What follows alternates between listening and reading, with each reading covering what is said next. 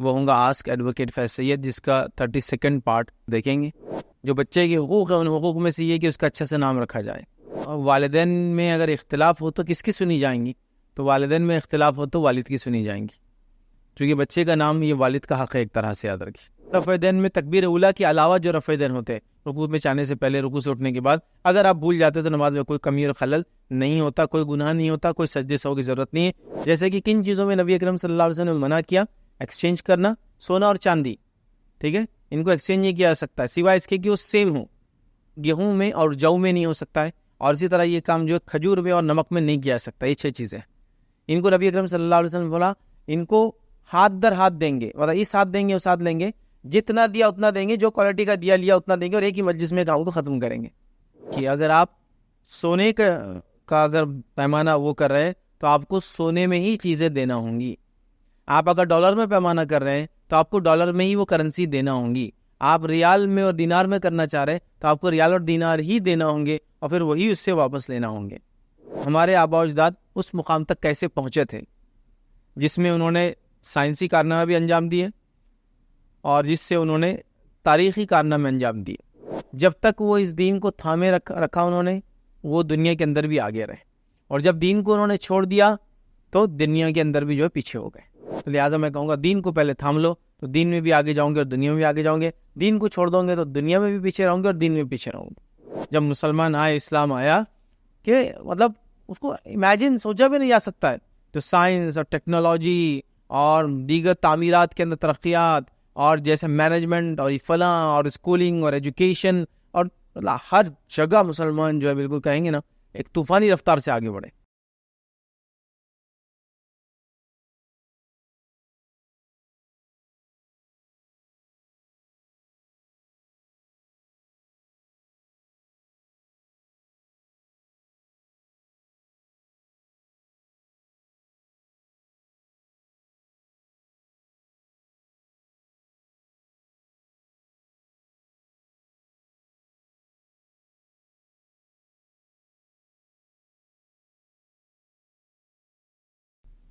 بسم اللہ الرحمن الرحیم، الحمد للہ رب العالمین، والصلاة والسلام علی رسولہ الکریم وعلی آلہ وصحبہ اجمعین۔ رب اشرح صدری ویسر لی امری واحلل عقدۃ من لسانی یفقہوا قولی، اما بعد۔ تمام تعریفیں اس اللہ عز و جل کے لیے لائق و زیبا ہے، جو تمام جہانوں کا بنانے والا اور اسے پالنے والا ہے، اور درود و سلام اس کے آخری نبی محمد صلی اللہ علیہ وسلم پر۔ میں آپ سب کا استقبال اسلامی طرز سے کرتا ہوں۔ السلام علیکم ورحمۃ اللہ وبرکاتہ۔ الحمدللہ ہم تمام یہاں اس ہفتے واری جو ہے لیکچر اور درس کے لیے جمع ہوئے ہیں انشاءاللہ العزیز۔ اس میں آج کا جو ہمارا سیشن ہے وہ ہوں گا آسک ایڈوکیٹ فیض سید، جس کا 32 پارٹ، 32واں جو ہے حصہ یا پارٹ ہم جو ہے ایپیسوڈ دیکھیں گے۔ اور الحمدللہ پچھلے ہفتوں میں جو سوالات جمع ہوتے ہیں ان سوالات کو لے کر ہم جو ایک سیشن ڈیزائن کر دیتے ہیں، تو بہت سارے سوالات آن لائن بھی آئے ہیں، اور جو حضرات یہاں موجود ہے وہ اپنا لائیو کوشچن کرنا چاہے تو کر سکتے ہیں۔ خواتین کے لیے اوپر چٹس دیے ہوئے ہوتے ہیں، وہ اپنا سوال چٹس پر لکھ کر بھیج دیں۔ مرد حضرات اپنے سوال کے لیے ہاتھ اٹھائے، آپ تک مائک لایا جائے گا۔ تو آئیے چلتے ہیں، آگے بڑھتے ہیں، اور سوالات جو کچھ آن لائن ہیں الگ الگ ذرائع سے حاصل ہوئے ان سے ایک لیتا ہوں، اور پھر آپ ایک سوال کر سکتے ہیں۔ کسی نے ایک سوال کیا، بچے کا نام رکھنے کے سلسلے میں میاں بیوی میں اختلاف ہے، چٹس ڈال کر بچے کا نام رکھا گیا، ایسے میں کیا یہ طریقہ صحیح تھا، اور والدین میں اختلاف پر کس کی سنی جائیں گی؟ دیکھیے، سب سے پہلی چیز تو یہ کہ بچے کا نام رکھنے کے سلسلے میں میاں بیوی کو اختلاف نہیں ہونا چاہیے، اس لیے کہ یہ مسئلے کو سالو کرنے کے لیے آپ کے پاس بہت لمبا عرصہ اور ٹائم ہوتا ہے۔ ایک ہسبینڈ اینڈ وائف ہے، اور اگر پیگننٹ ہے وائف، تو ظاہر سی بات ہے 2 نام چننا ہے، کوئی ایک لڑکے کا نام ایک لڑکی کا نام، اور ایک لمبا عرصہ ان کے پاس باقی ہے، ٹھیک۔ اب لیکن اگر ان مہینوں میں بھی یہ اگر مسئلہ حل نہیں ہوا، جو بھی month, certain months up to 9 months تھے، اگر مسئلہ حل نہیں ہوا تو میں سمجھتا ہوں بہت مشکل ہے اس کو حل کرنا۔ لیکن اگر آپ کا سوال یہ ہے کہ والدین میں اگر اختلاف ہو تو کس کی سنی جائیں گی، تو والدین میں اختلاف ہو تو والد کی سنی جائیں گی، کیونکہ بچے کا نام یہ والد کا حق ہے ایک طرح سے، یاد رکھیے۔ جو بچے کے حقوق ہیں ان حقوق میں سے یہ کہ اس کا اچھا سے نام رکھا جائے، ٹھیک ہے، اور اس کے اندر یاد رکھیے والد کا یہ حق ہے، کیونکہ بچہ اپنے باپ کے نام سے ہی جو ہے پکارا جائے گا، روز دنیا میں پکارا جاتا ہے، روز قیامت بھی، تو یہ اس کا حق ہے ایک اعتبار سے۔ تو اگر اختلاف ہو جائے پھر شوہر کی بات مانی جائیں گی، سوائے اس کے کہ شوہر یا بیوی دونوں میں سے کوئی ایک ایسی مشورے دے رہے جو مشورہ شریعت کے مطابق درست نہیں ہے. ایسا نام جو شریعت کے مطابق رکھنا صحیح نہیں ہے، جیسے کہ کوئی ساحر، کاہن، یا کوئی معصیت یا گناہ کا نام، یا پھر ایسے نام جو زیادہ سے زیادہ جو اعمالی شریعت میں جائز نہیں ہے. ٹھیک ہے، تو لہٰذا پھر وہ درست نہیں ہوں گا، تو چاہے باپ رکھے چاہے ماں رکھے، لیکن اختلاف کی شکل میں جو ہے والد کی جو ہے سنی جائیں گی اور اس کا سننا چاہیے، چونکہ یہ ایک طرح سے اس کا حق ہے. ورنہ ایک عمومی حالت میں تو بھائی دونوں ڈسکس کر سکتے ہیں، دونوں رکھ سکتے ہیں، دونوں بات کر سکتے ہیں. اختلاف کی صورت میں پھر والد کا زیادہ حق ہے کہ وہ نام رکھے بچے کا، چونکہ دنیا میں اسی کے نام سے وہ پکارا جاتا ہے اور آخرت میں بھی اسی کے نام سے اس کو پکارا جائیں گا، یاد رکھیں. اب رائے اس کے اندر کی اختلاف کی صورت میں چٹ ڈال کے نکالنے کی ضرورت ہی نہیں. سب سے بہتر ہے کہ والد کو حق دے دے، آپ دونوں ڈسکس کر لیں، دونوں بات طے کریں، کسی اور سے مشورہ لیں، جو بیٹر لگتا ہے اس میں اس کو آپ طے کر لیں. میں اس چٹس وغیرہ ڈالنے کی ضرورت نہیں. پھر بھی اگر آپ نے ڈال لیا اور رکھ لیا ہے تو بہرحال کوئی مسئلہ نہیں، اس کو کنٹینیو کیجیے اس نام کو. ٹھیک ہے. کسی نے سوال کیا، نماز کی حالت میں جب سجدے سے اٹھتے ہیں تو سامنے والے کا کپڑا ایک مخصوص جگہ اٹک جاتا ہے جس سے نماز میں خلل آتا ہے، ایسے میں کیا کرے اور اسے کیسے سمجھائے؟ تو دیکھیے جنرلی جو سوال ہے یہ بہت ساری بار ہوتا ہے، اور خاص طور سے وہ کپڑا جو کرتے پیجامے کی شکل میں لوگ پہنتے ہیں، اور کسی کے ساتھ بھی ہو سکتا ہے، مرد اور عورت. یاد رکھیے کہ ایک مخصوص جگہ اٹک جاتا ہے، اس سے مراد یاد رکھیے ان کا یہ ہے کہ پیچھے کی کمر کے حصے میں وہ اٹک جاتا ہے. ایسا ہوتا ہے جنرلی. میں ایسے شکل میں اس شخص کو یہ گزارش کروں گا جو لوگ جن کو پتہ ہوتا ہے، دیکھیے کچھ لوگ ہیں ان کو پتہ ہوتا ہے کہ جب وہ نماز پڑھتے ہیں فلاں ہوتے ہیں تو کپڑا اٹک جاتا ہے. تو ریکویسٹ کر سکتا ہوں، بہرحال میں کسی کے تعلق سے غلط بات نہیں ہے، سوال بہرحال ایسا کوئی ہے نہیں کہ میں اس کو بہت ڈسکشن کر کے وہ کروں. ریکویسٹ کیا جا سکتا ہے کہ وہ انڈر گارمنٹ پہن لیں، انڈر ویئر پہن لیں، تو یہ مسئلہ حل ہو جاتا ہے. کوئی بھی چیز جب نماز میں اٹھ رہے ہیں اور کپڑا اٹک جاتا ہے یاد رکھیے کمر کے اندر، تو انڈر گارمنٹ پہن لے یا انڈر ویئر پہن لے تو یہ مسئلہ حل ہو جاتا ہے. اور اس کے بعد بھی مسئلہ حل نہ ہو اور اس کو نالج ہو کہ میرے ساتھ ایسا ہوتا ہے، تو ہر بار جب کھڑا ہو تو اس کو پیچھے سے کھینچ کے سیدھا کر لیں. جیسے کہ میں ہاتھ اٹھا رہا ہوں، مجھے معلوم میری آستین پیچھے اٹک جاتی ہے، میں بات کرتا ہوں مجھے معلوم میرا تھوک اڑتا ہے، تو میں کیا کروں گا بات کرتے کرتے پھر ہر تھوڑی دیر کو، یا بات کرتے کرتے یہاں تھوک جمع ہو جاتا ہے، مجھے معلوم ہے میرے بارے میں، تو میں اس کو صاف کروں گا. کسی کو پتا ہے کہ وہ بات کرتا ہے تو اس کو آنکھ میں پانی آ جاتا ہے، وہ کیا کریں گا؟ صاف کرتے کرتے بات کریں گے ہر بار. تو اسی طرح بہرحال پھر ریکویسٹ یہ کی جائیں گی کہ ہر بار جب وہ کھڑا وغیرہ ہو تو احتیاطاً اس کو ہاتھ سے کھینچ کے نکال دے، یاد رکھے. ٹھیک ہے، تو یہ کہا جا سکتا ہے. اور ایک مسئلے کا حل میں نے دے دیا کہ اگر انڈر ویئر پہنے تو یہ مسئلہ ویسے ہی حل ہو جاتا ہے کہ کپڑا پھر اس مخصوص جگہ میں جا کے اٹکتا نہیں ہے. اور ظاہر سے زیادہ سامنے والے کو خلل، تو میں یہ کہوں گا ہاں اگر سامنے والا نماز اکیلا پڑھ رہا ہے اور آپ لوگ پیچھے بیٹھے ہو تو سب کو خلل، سب کو دکھتا ہے پھر وہ. لیکن سبھی اگر نماز پڑھ رہے تو پھر نماز میں ظاہر سے زیادہ اتنے اوپر تک دیکھنے کی ضرورت نہیں، آپ نیچے دیکھیں سجدے کی جگہ تو پھر وہ مسئلے کا حل نکل جاتا ہے. لیکن ظاہر سی بات ہے اگر وہ شخص نماز پڑھ رہا ہے، آپ لوگ نہیں پڑھ رہے، پیچھے خالی بیٹھے ہیں صف میں، خطبہ چل رہا ہے جمعے کا، یا وہ اپنی نفل پڑھ رہا ہے، سنتیں پڑھ رہا ہے، نماز فرض کا انتظار ہو رہا ہے، تو یہ سب دکھتا ہے، تو پھر اس آدمی کا کام ہے وہ کھینچے. آپ اس کو مشورہ دے سکتے کہ میرے بھائی انڈر ویئر پہن لو، زیادہ انشاءاللہ عزیز بہتر رہے گا. اس کے بعد بھی وہ کہیں نہیں مجھے کچھ مسئلہ ہے وغیرہ، تو پھر الگ بات ہے، اس کا کام ہے پھر کیوں ہر بار کھینچ کے کپڑے کو باہر نکالے. یاد رکھیں. کسی نے سوال کیا، نماز کی حالت میں اگر تیسری رکعت کے لیے اٹھنے کے بعد رفع دین کرنا بھول جائے اور غلطی سے چوتھی رکعت کے لیے کھڑے ہوتے وقت رفع دین کر لے تو کیا کرے؟ تو اس میں انشاءاللہ عزیز کوئی حرج نہیں. اگر آپ نے تیسری رکعت میں اٹھتے ہوئے رفع دین بھول گیا تو بھی نماز میں انشاءاللہ عزیز کوئی کمی نہیں آئیں گی، اور اگر ایکسٹرا چوتھی رکعت میں کر لیا تو بھی نماز میں انشاءاللہ عزیز کمی نہیں آئیں گی. چونکہ کچھ روایتوں کے مطابق یہ باتیں بھی روایتوں میں ملتی ہے جو کہ بہت کم ہے کہ نبی اکرم صلی اللہ علیہ وسلم ہر تکبیر پر رفع دین کرتے. یہ بات ہی ملتے، لیکن جو مشہور اور معروف بات ہے وہ کیا ہے کہ آپ رکوع میں جانے سے پہلے اور رکوع سے اٹھنے کے بعد رفع دین کرتے، ایک دم مشہور بات ہے. اور اس کے بعد جب قاعدے سے اٹھتے تب رفع دین کرتے، یہ مشہور بات ہے. لیکن کچھ روایتوں میں یہ باتیں بھی موجود ہے جس کے اندر ہے کہ آپ ہر تکبیر پہ رفع دین کرتے. تو لہٰذا اگر آپ نے تیسری بھول بھی گئے تو انشاءاللہ کوئی حرج نہیں، چونکہ نماز کی سنت ہے اور اس کے چھوٹنے سے نماز میں کوئی خلل یا سجدے سہو کی ضرورت نہیں ہے. اسی طرح اگر آپ نے چوتھی رکعت میں کر لیا تو اس حدیث کے مطابق ہی معاملہ ہو جائے گا کہ آپ صلی اللہ علیہ وسلم ہر تکبیر پر کرتے. یہ عمومی معمول نہیں تھا لیکن روایتیں ملتی ہے، تو لہٰذا میں کہوں گا کہ اس میں کوئی حرج نہیں انشاءاللہ. تو آپ پریشان نہ ہو، اس کے لیے کوئی سجدے سہو کرنے کی یا توبہ کرنے کی ضرورت نہیں ہے. لیکن آپ کوشش کریں کہ یاد رکھیں رکوع میں جانے سے پہلے، رکوع سے اٹھنے کے بعد اور قاعدے کے بعد نبی کریم صلی اللہ علیہ وسلم اسی طرح کرتے تیسری رکعت میں جس طرح سے پہلی رکعت میں کرتے. لیکن اگر رفع دین میں تکبیر اولیٰ کے علاوہ جو رفع دین ہوتے رکوع میں جانے سے پہلے، رکوع سے اٹھنے کے بعد، اگر آپ بھول جاتے تو نماز میں کوئی کمی اور خلل نہیں ہوتا، کوئی گناہ نہیں ہوتا، کوئی سجدے سہو کی ضرورت نہیں ہے.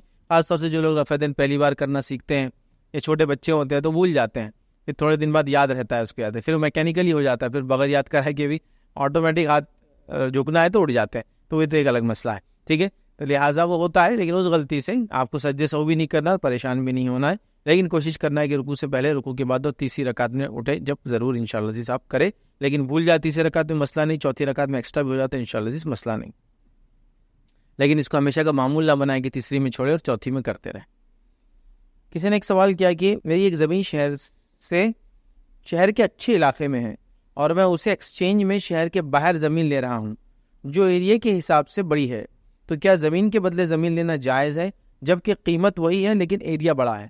مطلب کسی کی ایک سٹی کے اندر زمین ہے، وہ کسی سے ایکسچینج کر رہا ہے اور سٹی کے باہر بڑی ہے، ایسا ایگزامپل لے لیجئے، سٹی کے اندر ایک زمین ہے جو 10 کوانٹٹی میں ہے، جو بھی کوانٹٹی آپ اسکوائر یارڈ، اسکوائر فٹ، گز الگ الگ جگہ ہوتی ہے، تو 10 کوانٹٹی میں، سٹی کے باہر آپ کو زمین ملی 100 کوانٹٹی میں، اور اس کو الٹا بھی کر لیتے ہیں، سٹی کے باہر ایک 100 کوانٹٹی کی زمین ہے، میں اس کو سیل آؤٹ کر دے رہا ہوں، سیل آؤٹ نہیں، ایکسچینج کر رہا ہوں سٹی کے اندر ایک 10 کوانٹٹی کی زمین سے، تو یہاں فرق کیا ہو رہا ہے؟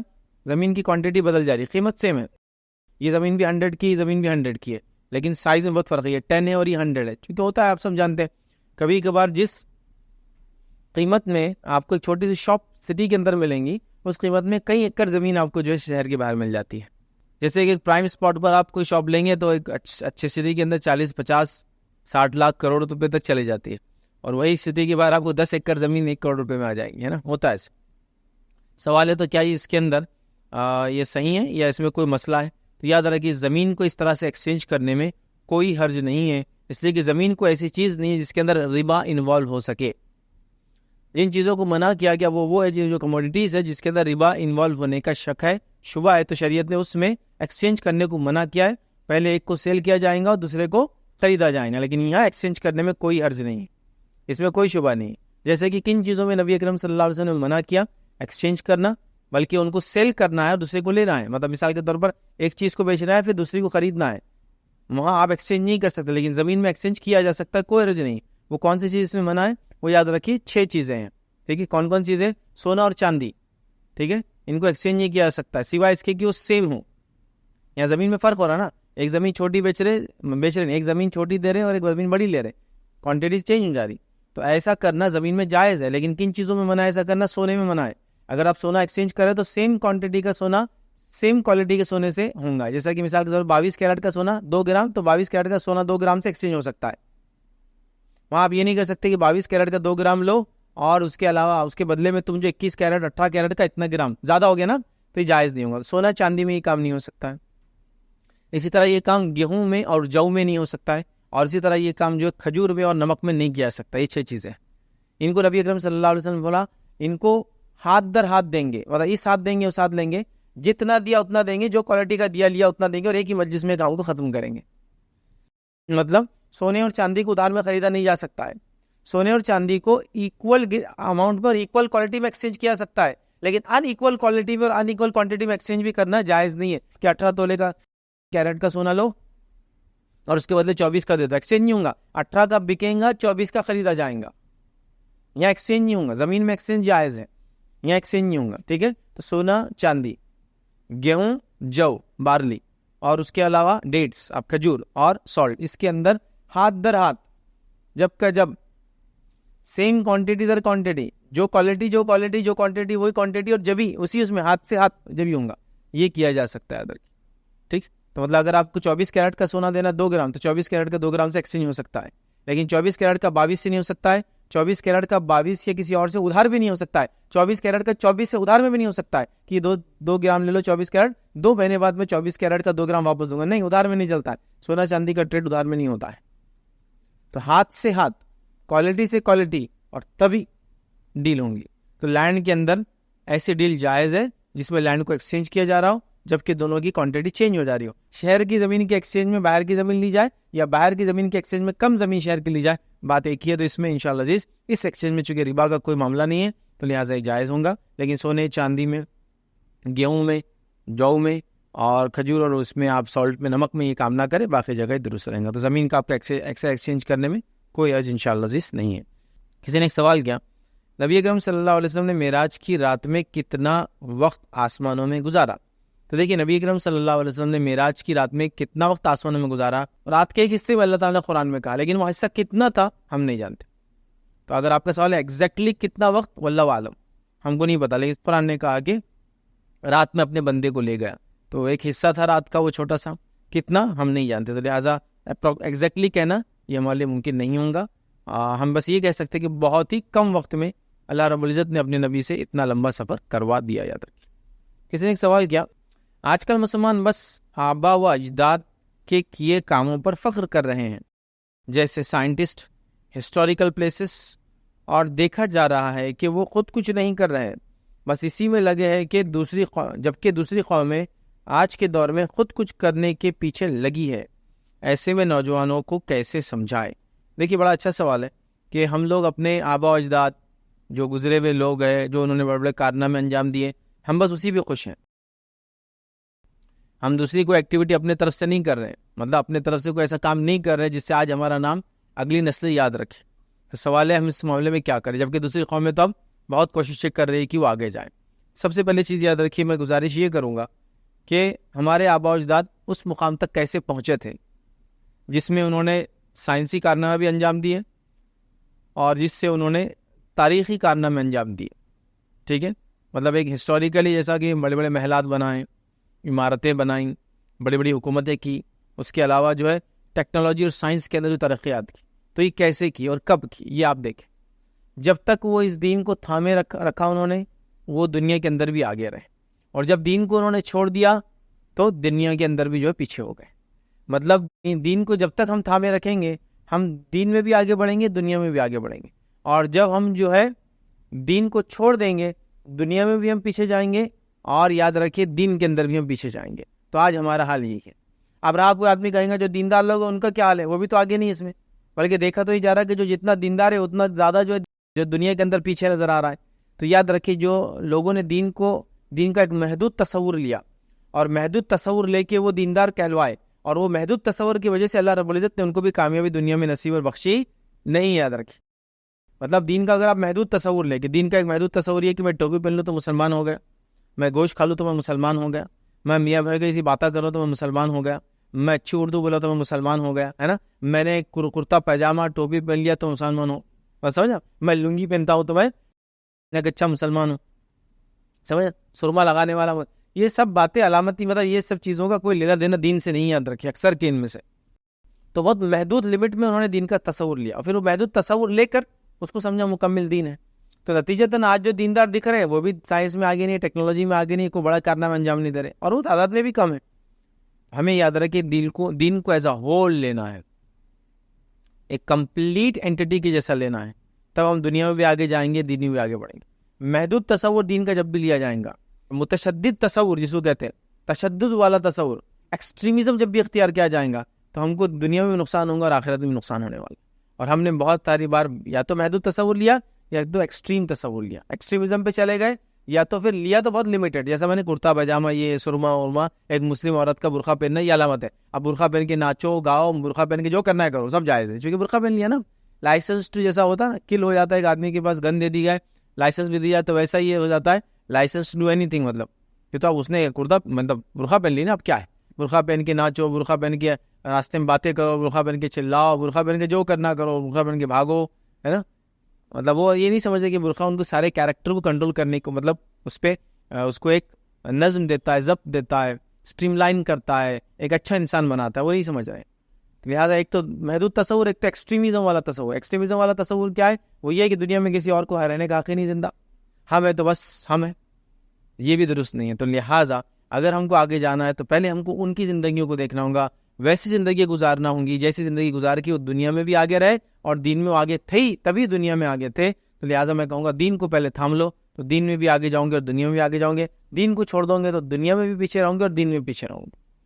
تو لہٰذا اس تصور کی طرف جانا ہے۔ پھر جب وہ ہم آدمی توحید پر آ جاتا ہے، رب کو ایک مان لیتا ہے، اس کے مطابق زندگی گزارتا ہے، جو فرائض اس پہ عائد کیے گئے ہیں اور جو احکامات قرآن نے دیے ہیں، من جملہ کوئی ایک چیز نہیں، بعض کتاب کے حصے کو ماننا اور بعض کو چھوڑنا یہودیوں کی مزاج اور فطرت اور ان کی عادت ہے، ویسا نہیں، یہ مکمل طور سے کر رہے تھے۔ نتیجہ کیا ہوا کہ دنیا میں بھی وہ کامیاب نظر آئے، کیا کیا کارنامے، بہرحال میں کیا بولوں، ایک ایسی ترقی یا دنیا ایسا ترقی پذیر ہوئی جب مسلمان آئے، اسلام آیا، کہ مطلب اس کو امیجن سوچا بھی نہیں جا سکتا ہے۔ تو سائنس اور ٹیکنالوجی اور دیگر تعمیرات کے اندر ترقیات اور جیسے مینجمنٹ اور فلاں اور اسکولنگ اور ایجوکیشن اور ہر جگہ مسلمان جو ہے بالکل کہیں گے نا ایک طوفانی رفتار سے آگے بڑھے, بہت زیادہ, بالکل ہائی اسپیڈ بولتے نا ویسا معاملہ ہوا ہے تک.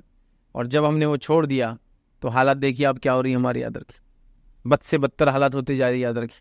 تو لہٰذا ہمیں بہت زیادہ ضروری ہے اس چیز کو سمجھنا کہ ہمیں اسلام کا پورا مکمل تصور لینا ہے, اس تصور کے ساتھ وہ زندگیوں کو اس طریقے کو اپنانا ہے جو ان لوگوں نے اپنایا تھا, جس کے نتیجے میں اللہ نے دنیاوی برکات بھی نصیب کی تھی, دین میں بھی وہ آگے تھے. جب ہم نے دین کو چھوڑ دیا تو دنیاوی برکتیں بھی چلے گئی اور دین میں بھی ہم لوگ پیچھے ہو گئے. تو لہٰذا خالی اب زام بھرنے سے کوئی فائدہ نہیں, کوشش کرنا ہوں گی, یاد رکھیے. اور علوم اور علم میں ہمیں آگے بڑھنا ہوگا. جب انہوں نے دینی علوم حاصل کیے تو دنیاوی علوم میں انہوں نے تمیز نہیں کیا, سارے علم کو ایک یونٹ مان کے انہوں نے عمل کیا. ماشاءاللہ, ظاہر سی بات ہے دونوں میں اگر تفریق کی جائے تو سب سے اول تو یاد رکھیں دینی علم آتا ہے, یاد رکھیں, اور اس کے بعد تمام علوم آتے ہیں. لیکن ہم نے جو تفریق کر دیا نا, دین الگ دنیا الگ, یہ تصور ان کے پاس نہیں تھا. انہوں نے اللہ کا نام لے کے تمام علوم میں جو ہے آگے بڑھے اور نتیجہ یہ ہوا کہ دنیا کی بہترین زندگی گزاری. اور یقیناً ظاہر سی بات ہے جن لوگوں نے دنیا میں دین کے مطابق زندگی گزاری وہ آخرت میں بھی ایک بہترین زندگی گزارنے والے. تو خالی اب ایگزام بھرنا نام لینے سے زیادہ میں کہوں گا آگے بڑھ کے آنے کی کوشش کرنا چاہیے. ایجوکیشن میں میرے کئی لیکچرز آلریڈی اپلوڈڈ ہیں تو میں اور اس پر میں سمجھتا ہوں ایمفیسس نہیں کر سکتا ہوں. باقی تمام چیزوں کے اندر قرآن و سنت کا علم وغیرہ کیا ہے اس میں ہم کو زور دینے کی سخت ضرورت ہے. یاد رکھیں کسی کو پیسے ادھار دینے کے رہیں اور ایسا وقت مقرر نہیں رہا, مطلب دینے والا سامنے کا 5-5 سال بھی ہو جا رہے تو دے رہا نہیں, تو ایسی شکل میں کیا قرض سونے کی قیمت میں دے سکتے کیا؟ جیسے میں 1 تولہ سونے کی آج 60,000 روپے قیمت ہے, میں آپ کو 60,000 روپے دوں گا سونے کی شکل میں, آپ نے وہ تاریخ کو جو تاریخ کا پیسے واپس دیں گے اس میں جو 1 تولے کی قیمت رہیں گی وہ مجھے دینا کر کے, کیونکہ ویسا سونا اگر دیے اس کو تو اس میں ٹیکس اور میکنگ چارجز بھی جاتے ہیں. تو کیا ایسا کر سکتے ہیں کیا سونے کی قیمت پہ طے کر کے پیسے دینے کی؟ بھائی نے سوال کیا کسی کو پیسے دینا ہے تو کیا سونے کی قیمت میں پیسے طے کر کے دے سکتے ہیں؟ جیسا مثال کے طور پر سونا 60,000 روپے تولہ ہے تو میں کہوں کہ یہ 60,000 روپے لیجئے 1 تولہ سونے کے بدلے لے کے, اب مجھے آپ 1 تولہ سونا بعد میں دینا جب آپ مجھے ریٹرن کریں گے. تو ایسی شکل کے اندر کیا درست ہوں گا جبکہ سونا نہیں دیا جا رہا, اس لیے کہ اس میں سونا خریدنا ہے, میکنگ چارجز ہے وہ لگنے والے, اور اس سے لیا جا رہا تھا تب سونے کے حساب سے کیا جا رہا. تو یاد رکھیے اگر آپ سونے کا اگر پیمانہ وہ کر رہے ہیں تو آپ کو سونے میں ہی چیزیں دینا ہوں گی. آپ اگر ڈالر میں پیمانہ کر رہے ہیں تو آپ کو ڈالر میں ہی وہ کرنسی دینا ہوں گی. آپ ریال میں اور دینار میں کرنا چاہ رہے ہیں تو آپ کو ریال اور دینار ہی دینا ہوں گے اور پھر وہی اس سے واپس لینا ہوں گے. آپ یہ نہیں کر سکتے کہ آج جو ریال کا ریٹ ہے, آج جو دینار کا ریٹ ہے, آج جو پیٹرول کا ریٹ ہے, آج جو سونے کا ریٹ ہے اس کے حساب سے میں تم کو 1 تولے کے حساب سے 60,000 دے رہا ہوں, اب کل جب واپس کروں گے اگر وہ 65 کا تولہ ہوگا تو میرے کو 65 دینا پڑے گا. یہ نہیں کر سکتے آپ, پھر وہ انوالو کرنا پڑے گا. اب اگر آپ دیکھیں سونے کی بات کریں, مثال کے طور پر چاندی کو بات کریں تو سونے اور چاندی کو اگر آپ کسی شکل میں لیں گے تو میکنگ چارجز آپ کو دینا ہوتے ہیں. لیکن آپ شکل میں نہ لیں, بسکٹ فارم میں لے, ٹکڑے کے فارم میں لے, سمجھے نا, ٹکڑا ہوتا ہے سونے کا یا بسکٹ ہوتا ہے, بسکٹ تھوڑا سا مہنگا ہوگا لیکن اس کے ٹکڑے بھی ہوتے ہیں. آپ اس کو بولے کہ ٹکڑے دے تو ویسے رف ٹکڑوں کو کاؤنٹ کر کے آپ کو ایک بنا کی کوانٹٹی 1 تولہ دیں گا, اس میں بہت زیادہ چارجز نہیں جاتے. تو آپ 60 کا سونا لے دیں پھر, اور پیور اگر لے تو پیور کا 100% ریسیل ویلیو ہے,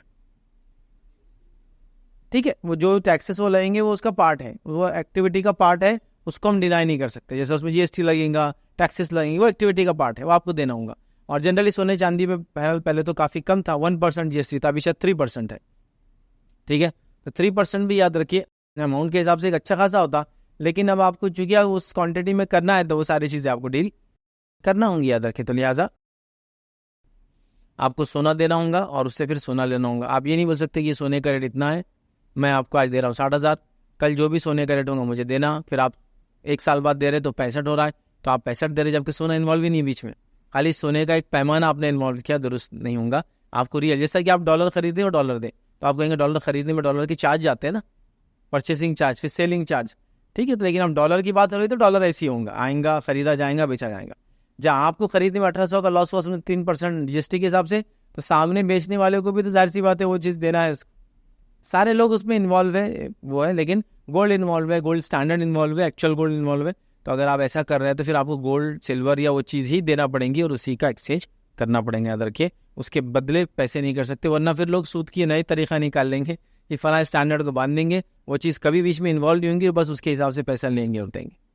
اگر دیتے وقت ہم کوئی کیرٹ دے گولڈ کا، مجھے 21 کیرٹ کا دے اور سامنے والا بعد میں 22 کیرٹ کا دے، تو وہ کیا وہی کیرٹ کا لینا پڑے گا گولڈ؟ اگر دیکھیے گولڈ کے بارے میں میں نے سوال کیا کہ جب دیا جا رہا ہے، سمجھے، اور اس کو بولا جا رہا ہے کہ جب لوٹاؤں گے تو مجھے اتنا ہی دے دینا ہے گولڈ، تو ظاہر سی بات ہے وہ جو کیرٹ ہوں گا وہی کیرٹ میں معاملہ ہوں گا، ٹھیک ہے۔ اور یہاں گولڈ کو آپ ایز اے کرنسی دے رہے ہیں اس کو، ورنہ گولڈ کے بدلے گولڈ لینا پڑتا ہے آپ کو، وہ ایکسچینج کے لیے ہے، یہاں ایکسچینج نہیں ہو رہا، آپ ادھار کی بات کر رہے ہیں اور آپ ادھار گولڈ کے سکے سمجھو دے رہے ہیں اس کو، تو ظاہر سی بات ہے اس کے اندر جو ہے جو کیرٹ دیا جائے گا وہی کیرٹ لیا جائے گا آپ سے۔ اندر چارجز اس سے وصول کیے جا سکتے کیا؟ بہرحال یہ ساری چیزیں آپ لوگ طے کر سکتے ہیں، کس سے کریں گے، کیا کریں گے، کیوں کریں گے۔ ایسا میں نے کسی کو 2 لاکھ روپے زکوٰۃ دیا اور میں کہہ رہا ہوں یار تم نے 1 سال سے لوٹایا نہیں، اب اگلے سال سے زکوٰۃ تم پے کرنا، میں نہیں پے کروں گا، اس کی جائز ہے۔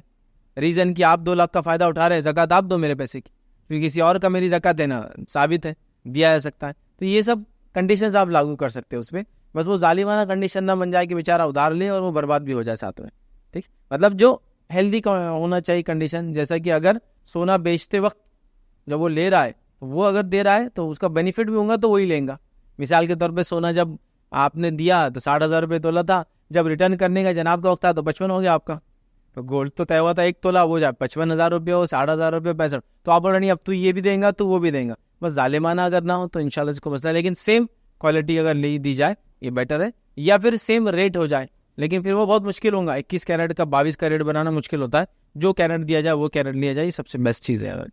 کسی نے ایک سوال کیا، I have been diagnosed with MRKH syndrome in which absence of uterus in which absence of uterus انہوں نے لکھا، one side in Islam marriage is encouraged and other side I have been diagnosed in such a way that I am not eligible for marriage, what is the solution؟ کسی نے سوال کیا کہ ان کو ایک بیماری ہے، وہ سنڈروم MRKH سنڈروم کہتے ہیں، جو جس کے ایبسنس میں، مطلب وہ سنڈروم کا نتیجہ یہ ہوتا ہے کہ انسان عورت کو بچے دانی نہیں ہوتی، یوٹرس نہیں ہوتا اس کی وجہ سے۔ تو ایک طرف تو اسلام یہ بول رہا ہے، انہوں سوال کر رہے ہیں کہ شادی کرو، اور دوسری طرف مجھے اللہ تعالیٰ نے ایسا بنایا ہے کہ میں ایلیجیبل ہی نہیں ہوں گی میرج کے لیے کہ میری شادی ہو، تو اس کا سلوشن کیا ہے؟ تو دیکھیے MRKH سنڈروم جو ہے اس کے اندر ایک لڑکی کے ساتھ یہ عورتوں کو ہوتی بیماری، اور کئی ایشوز ہو سکتے ہیں، جس کا ایک ایشو یہ ہوتا ہے کہ اس کی شرمگاہ ڈیولپ نہیں ہوتی ہے، ٹھیک ہے۔ دوسرا یہ ہوتا ہے یوٹرس انڈیولپڈ ہوتا ہے یا ہوتا ہی نہیں ہے، ایگزسٹ ہی نہیں کرتا ہے۔ یوٹرس وہ جگہ ہوتی ہے جہاں اس کو بچے دانی بولتے ہیں عام زبان میں، جہاں انسانی بچہ وجود میں آتا ہے، تو اس کا جو شرمگاہ ہے وجائنا ہے وہ بھی ڈیولپ نہیں ہوتی کبھی کبھار۔ یوٹرس یا تو انڈیولپ ہوتا ہے یا ہوتا ہی نہیں ہے سرے سے، تو اب ان کے کیس میں وہ ہے ہی نہیں، موجود ہی نہیں ہے۔ تو اب ان کا سوال ہے کہ ایک تو اسلام انکریج کرتا ہے کہ شادی کرو، لیکن میرے تو حالات ایسے نہیں ہیں۔ تو دیکھیے اسلام انکریج کرتا ہے انسان کو شادی کرو، لیکن آپ کو ایک ڈیسیز ہے، آپ کو ایک بیماری ہے نا، آپ کو ایک سنڈروم ہے جس کی وجہ سے آپ کی باڈی انڈیولپ ہے، تو آپ کیا کرنا چاہیے؟ تو اسلام کہتا ہے آپ کو میرج کرو، اور باڈی انڈیولپ ہے تو آپ کو، اس کا مطلب یہ ہوا اگر اللہ نے استطاعت دی ہے تو آپ اس کو میڈیکلی اپنے آپ کو ٹریٹ کروائے تاکہ وہ آپ کی کمزوری دور ہو جائے، سمپل۔ جیسے اسلام کہتا ہے انسان کمائے اور اللہ کے راہ میں زکوٰۃ دے۔ اب میں کیا کروں جبکہ میں غریب ہوں؟ سوال یہ ہے۔ تو آپ غریبی سے نکلنے کی کوشش کیجئے، مالداری کی طرف جائیے تو پھر زکوٰۃ دیں گے۔ تو ایک اسلام کہہ رہا ہے نکاح کرو، لیکن نکاح کے لیے اولاد کی پیدائش بہت امپورٹنٹ چیز ہے۔ میں یہ نہیں کہہ رہا ہوں کہ جس کو اولاد پیدا نہیں ہوتی وہ شادی نہ کرے، لیکن یہ جس کو پسندیدہ نہیں ہے، پسندیدہ یہ ہے کہ ان سے نکاح کیا جائے جن سے اولادیں ہو۔ لیکن اب مسئلہ ایسا ہے تو کیا کرے؟ علاج کروائے، سمپل۔ تو آپ کیا کریں؟ اس کا ٹریٹمنٹ کروائے۔ فار ایگزامپل آپ کے کیس کے اندر آپ نے یوٹرس کا کہا، باقی چیزوں کے لیے نہیں کہا، ٹھیک ہے؟ تو یوٹرس انڈیولپڈ ہے یا ہے نہیں آپ کو، تو یوٹرس ڈیولپ ہو سکتا ہے کیا؟ ایسی کوئی ٹیکنالوجی ہے کہ آپ اس کے لیے جائیں؟ اگر وہ کہے کہ نہیں ایسا پاسبل ہی نہیں یوٹرس آپ کو ہونا، اور باقی آپ کی ساری چیزیں درست ہے، باڈی کے دیگر پارٹس جو ہوتے ہیں، یوٹرس تو ایک اندر کا پارٹ ہوتا ہے باڈی کے، اگر باقی ساری چیزیں ٹھیک ہے تو ایسی شکل میں یہ چیز پہلے بتائی جائیں گی، اور بتانے کے بعد اگر سامنے والا بھی ویسا ہی رہا کہ اس کو بھی ڈائگنوز کیا گیا کہ اس کو اولاد نہیں ہوئی کسی وجہ سے، تو اس سے آپ کا میرج کرنے میں کوئی حرج نہیں، چونکہ وہ لوگ جو اولاد پیدا نہیں ہو سکتی جن کے ذریعے چاہے مرد ہو چاہے عورت ہو، تو نکاح کر سکتے ہیں، نکاح کرنا حرام نہیں ہے ان کا، لیکن یہ پسندیدہ نہیں ہے اس لیے کہ پھر اولاد نہیں ہوں گی۔ تو ایسی شکل میں کیا ہوں گا؟ وہ لوگ ایک دوسرے کو بتا دیں، جیسا کہ ایک لڑکی ہے وہ نون ہے کہ اس کو اولاد نہیں ہوں گی، ایک لڑکا ہے اس کو بھی نون ہے اس کو اولاد نہیں ہوں گی، تو ایسے دو لوگ میرج کر لے، پھر ریزن کہ اب دونوں کو کوئی مسئلہ نہیں ہے، چونکہ ویسے بھی ڈائگنوزڈ ہے کہ دونوں کو نہیں ہونے والا، بہرحال یہ شکل میں بہرحال ہو سکتا ہے۔ تو آپ کو یوٹرس نہیں ہے تو پہلے اس کا علاج کروائے، کچھ ہو سکتا ہے تو اس کو کروائے. اگر یہ نہیں ہو سکتا تو پھر آپ اس کو نون کرے, بتائے لوگوں کو. اور ایسا کوئی انسان جو آپ سے نکاح کرنا چاہے وہ کر سکتا ہے. اب مے بی وہ انسان ایسا ہو سکتا ہے جو آپ کو سیکنڈ ٹائم میرج ملے, مے بی آپ اس کے تھرڈ وائف بنے, مے بی آپ اس کی فورتھ وائف بنے, مے بی وہ انسان ایسا ہو جو کہے مجھے بھی اولاد نہیں ہو سکتی, ہم دونوں میرج کر لیتے ہیں. ایسے لوگوں کا میرج کرنا حرام نہیں ہے, لیکن ایک آدمی جو صحیح اور سالم ہے اس کے لیے پسندیدہ نہیں ہے کہ ویسی لڑکی سے نکاح کرے. نبی اکرم صلی اللہ علیہ وسلم سے ایک شخص آئے کہ اللہ کے رسول, میں ایک لڑکی سے نکاح کرنا چاہتا ہوں لیکن اس کو اولاد نہیں ہوں گی. آپ نے کہا مت کر, دوسری کسی سے کر. پھر انہوں نے پوچھا, آپ نے کہا مت کر. پھر تیسری بار پوچھنے میں کہا ایسی لڑکیوں سے نکاح کرو جو محبت کرنے والیاں ہوں, جن سے اولادیں پیدا ہو, تاکہ روز قیامت میں اپنی امت کی کثرت پہ فخر کروں گا. ٹھیک ہے, تو پسندیدہ نہیں ہے, لیکن ایسے دو لوگ مل سکتے ہیں, اس میں کوئی عرض نہیں. ایک آدمی کی آپ سیکنڈ وائف بن سکتے ہیں, اس میں کہ چونکہ اس کو اولاد آلریڈی کسی سے ہے, اب آپ کے ساتھ وہ زندگی گزار سکتا ہے, آپ کو بھی سہارا ہے اور اس کے لیے بھی ظاہر سی بات ہے ایک ایکسٹرا سپورٹ ہے یہ. تو بہرحال یہ ساری چیزیں ہو سکتی ہے, لیکن آپ اس کو چھپا کے نہ رکھیں. ایسا نہ ہو کہ آپ نہ بتائیں, پھر بیچارہ کوئی انسان آپ سے نکاح کر لے اور بعد میں آپ کہے کہ ہم کو پتا تھا. لوگ ایسے معاملے میں دھوکہ دے دیتے ہیں. میں کہتا ہوں بول کے کرنے میں زیادہ آسانی ہے. ہاں فرق اتنا ہوگا کہ ہو سکتا ہے فرسٹ میرج میں کوئی نہ لے, سیکنڈ وائف کے طور پہ لے, کوئی مسئلہ نہیں اس کے اندر. یا ایسا آدمی پھر آفر لائے گا جس کو خود اولاد نہیں ہو سکتی, اور ویسے بھی آپ کی بچی کو نہیں ہو رہی, اس کو بھی نہیں ہوں گی, دونوں ساتھ رہ سکتے ہیں. تو ایسا کچھ کیا جا سکتا ہے اس شکل کے اندر, یاد رکھیے. کسی نے سوال کیا کہ قرآن کو زمین پر یا مصلے پر رکھنے کا کیا حکم ہے؟ تو دیکھیے, قرآن کو زمین پر سیدھے نہیں رکھنا چاہیے سوائے اس کے کہ ضرورت ہو اور زمین صاف. نہیں رکھنا چاہیے عام طور سے, کیونکہ نیچے رکھنے میں امکانات ہے کہ کوئی نظر میں نہ آئے, کوئی دیکھے نہ اور قدم اور پیر لگ جائے, بے حرمتی ہونے کے چانسز ہائی ہیں.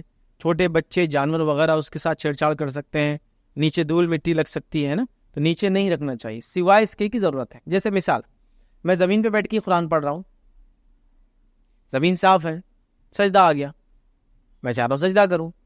اب کب اٹھوں گا, کہاں قرآن کو اوپر رکھوں گا, اور میں زمین صاف دیکھ رہا ہوں اور مجھے ڈر بھی نہیں کہ کوئی اس کو پیر لگائے, چونکہ میں وہاں ہوں ابھی. اور کتنی دیر کا کام ہے سجدے تلاوت کرنا, 1 منٹ 2 منٹ کا مشکل سے کام. قرآن کو رکھا وہیں زمین پر, سجدہ کر لیا. تو مطلب پسندیدہ تو نہیں ہے, لیکن ضرورت پڑنے پہ کیا جا سکتا ہے. سیم ہے, کوئی مصلی ہے, کارپیٹ ہے, میٹ ہے, جس سے بیٹھ کر میں پڑھ رہا ہوں, اور کسی وجہ سے سجدہ کرنا وغیرہ کرنا رکھنا ہے تو رکھے. ہونا تو یہی چاہیے کہ قرآن کو اوپر رکھا جائے. مطلب قرآن کی حرمت ہے, یہ حرمت جس کو کہیں گے فزیکل سینس میں بھی ہے اور میٹافوریکل سینس میں بھی ہے, بولنے کے لحاظ سے بھی ہے اور اس کے ساتھ عمل کرنے کے لحاظ سے بھی ہے نا. مطلب بولنے کے لحاظ سے بھی ایسا بولا جائے گا جو اچھے الفاظ ہو قرآن کے لیے, اور فزیکلی رکھنے کے اعتبار سے رکھا جائے گا جو اچھی جگہ, اونچی جگہ, اور اچھی کبھی جگہ اونچی ہے, کیونکہ نیچے رکھنے میں امکان ہے. جیسے میں نے بتایا, کوئی آدمی ایسا دیکھتے والا نیچے دیکھا ہی نہیں میٹ پہ کیا, اور عموماً میٹ پہ کیا ہوتا ہے لوگ دیکھتے نہیں, پتا ہے نا, بچوں کے کھلونوں پہ پیر پڑ جاتا ہے, کبھی پانی کا گلاس جو زمین پہ تھا گر گیا, حالانکہ وہی اگر تھین اونچا رہا تو کبھی نہیں گرتا. تو علماء لکھتے کوشش تو یہ ہو کہ اگر نیچے بھی ہو تو اس میں جو اوپر والا زمین اس پہ رکھنا چاہیے. نیچے بھی اگر آپ بیٹھے تو اس میں جو اوپر ہو سکتا ہے, جیسے ہمارے پاس کیا کرتے ہیں, ریال ہوتا ہے اس پہ رکھ دیتے ہیں, یا پھر وہ ریکس میں رکھتے ہیں, یا مسجدوں میں جو ہے ممبرس وغیرہ کے اوپر رکھتے ہیں. تو یہ اچھی چیز ہے, چونکہ وہ فزیکلی بھی اوپر رہنا چاہیے, اس کی حرمت ہر اعتبار سے ہے. لیکن ضرورت پڑنے پر, حالات کے اعتبار سے, سب میں نیچے میٹ پہ بیٹھ کے یا مصلی پہ جانماز جس کو ہم زبان میں بولتے ہیں, قرآن پڑھ رہا ہوں, سجدے کی آیت آ گئی, قرآن کو کارنر پہ رکھا, سجدہ کر لیا. ٹھیک, لیکن اگر میں کہوں کہ مصلی پہ قرآن رکھ کے میں چلا جاؤں تو اس میں احتیاط کرنا چاہیے, چونکہ پھر مصلی پہ لوگ دیکھتے نہیں کیا کیا رکھا ہو, چونکہ زمین پہ آتا ہے, نیچے آتا ہے, پیروں میں آتا ہے, تو پھر احتیاط کرنا چاہیے. لیکن ضرورت پڑنے پر صاف ستھری جگہوں پر, چاہے مصلی ہو, کارپیٹ ہو یا نہ بھی ہو, ضرورت پڑنے پہ رکھا جا سکتا ہے تھوڑی بہت دیر کے لیے. اس میں بھی ہو سکتا ہے اونچا کچھ ہو تو اس پہ رکھے, نہ ہو سکے تو نیچے رکھنے میں کوئی حرمت نہیں سوائے اس کی کہ جگہ گندی وغیرہ ہو. اور اس کے علاوہ کوشش یہ کرے کہ ہمیشہ قرآن کو اوپر ہی رکھے. تو اگر آپ کا سوال یہ قرآن کو زمین پر یا مصلی پر رکھنا کیا حکم کیا ہے, تو ایسا آپ نہ کریں. عام حکم یہ ہے, اس کو اوپر اٹھا کے اچھی جگہوں پہ رکھیں. ضرورت پڑنے پہ اگر جگہ صاف ہے, سجدہ وغیرہ کرنا ہے, امپورٹنٹ کوئی چیز ہے, تو فوراً رکھ کے فوراً اس کو اٹھا لے. ایسا کرنے میں انشاءاللہ اس کی کوئی حرمت نہیں ہے. لیکن ایک بات یہ بھی میں آپ کو کہوں کہ لوگوں نے قرآن کی حرمت کو اتنا زیادہ بڑھا دیا, جو اس کی حرمت ہے ہی نہیں اس سے زیادہ اس کو آگے لے کے چلے گئے. جیسا کہ جو کمرے میں قرآن ہے میں وہاں سوؤں گا نہیں. صحابہ کے ایک ہی کمرے کا پورا گھر تھا, اب وہ اگر قرآن کے کچھ حصے بھی لکھ کے رکھتے ہوں گے تو کہاں سوتے ہوں گے, اسی کمرے میں. تو اتنی حرمت بنا دی کہ مطلب بہت ہی زیادہ ہو گیا. ایسا میں ایک واقعہ ہمیشہ سناتا ہوں. ایک صاحب کے پاس میرا جانا ہوا تو کہا بہت مشکل میں آ گئے ہم لوگ. میں نے کہا کیا مشکل میں آ گئے؟ تو بولے کئی دن سے قرآن اور نماز نہیں پڑھے گھر میں ہم نے. میں نے کہا کون سے محلے میں آ گئے, کس مطلب کیا آس پاس کے لوگ ظلم کر رہے, کیا ہو رہا ہے کہ تلاوت کرتے ہی ڈائریکٹ شیطانی حملہ, انسانی حملہ, کیا ہو رہا پتہ نہیں. تو بولے جانماز میلی نہ دھونا نہیں ہو رہا. مطلب نماز کی حرمت اور قرآن کی حرمت اتنی ہے ان کے پاس کہ بولے جانماز کے علاوہ ہو نہیں سکتا. اب چونکہ جانماز دھلی بھی نہیں ہے تو بولے یہ ہم نہیں کر رہے. تب ہم تو سلوشن دینے والے لوگ ہیں, ہم نے سلوشن پیش کیا. ہم نے کہا کہ اس کو فوراً ابھی دھو لیجیے.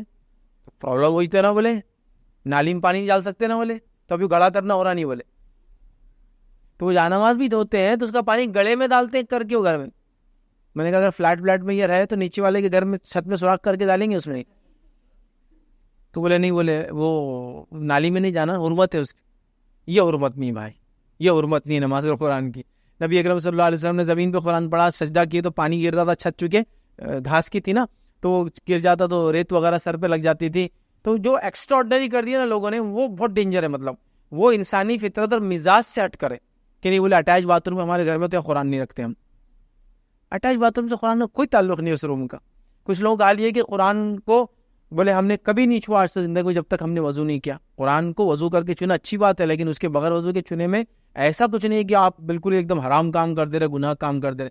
نہیں, قرآن کمرے میں تو ہم کھانا پینا نہیں کرتے, اس قرآن کمرے میں تو ہم نے کبھی یہاں ہوا خارج نہیں کیا آج تک, اس لیے قرآن ہے نا کمرے میں, کیسے کر سکتے ہیں؟ تو اتنی بھی آپ مطلب اس کو وہ نہ کر دے کہ پھر پتہ چلا کہ وہ جو حرمت تھی نہیں وہ آپ نے بنا دی. سمجھ رہا اتنا زیادہ. تو بہرحال وہ نہیں ہونا چاہیے اس طرح سے. ایک چھوٹا سا واقعہ سناتا ہوں. ایک مرتبہ ایک صاحب جمعہ کا خطبہ دے رہے تھے. خطبے میں انہوں نے جو ہے نبی اکرم صلی اللہ علیہ وسلم کتنے مہینے بھوکے رہتے تھے, سوکھی روٹیاں کیسے کھاتے تھے اور فلاں تھے, واقعہ سنا دی. ایک خاتون نے سن لی جس نے دعوت دی تھی ان کو جمعہ کے بعد. اس کو بھی جوش آ گیا بیچاری کو, اس نے بھی سوکھی روٹیاں رکھ دی ان کے سامنے. تو سوکھی روٹیاں رکھ دی تو وہ اتنے چڑ گئے اور چڑ کر جو ہے خوب برا بھلا کہنے لگے.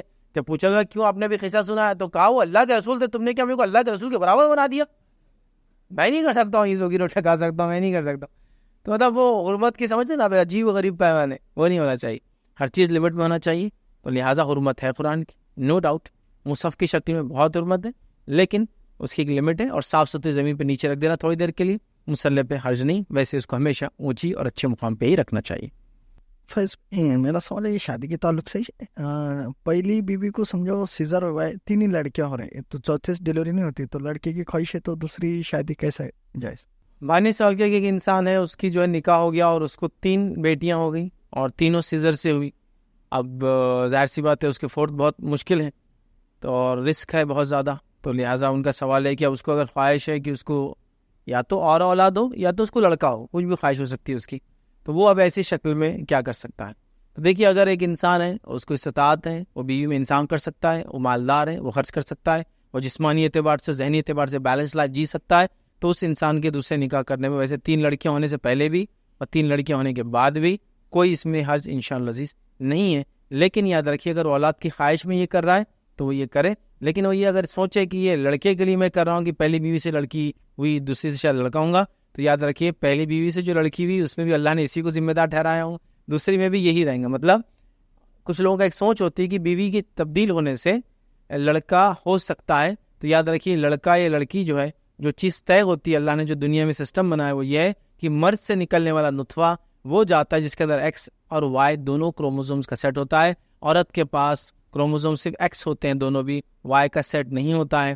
جب عورت کا ایکس اور مرد کا ایکس مل جاتا ہے تو لڑکی پیدا ہوتی ہے, عورت کا ایکس اور مرد کا وائی ملتا ہے تو لڑکا پیدا ہوتا ہے. تو ظاہر سی بات ہے یہ اسی کا مسئلہ ہے.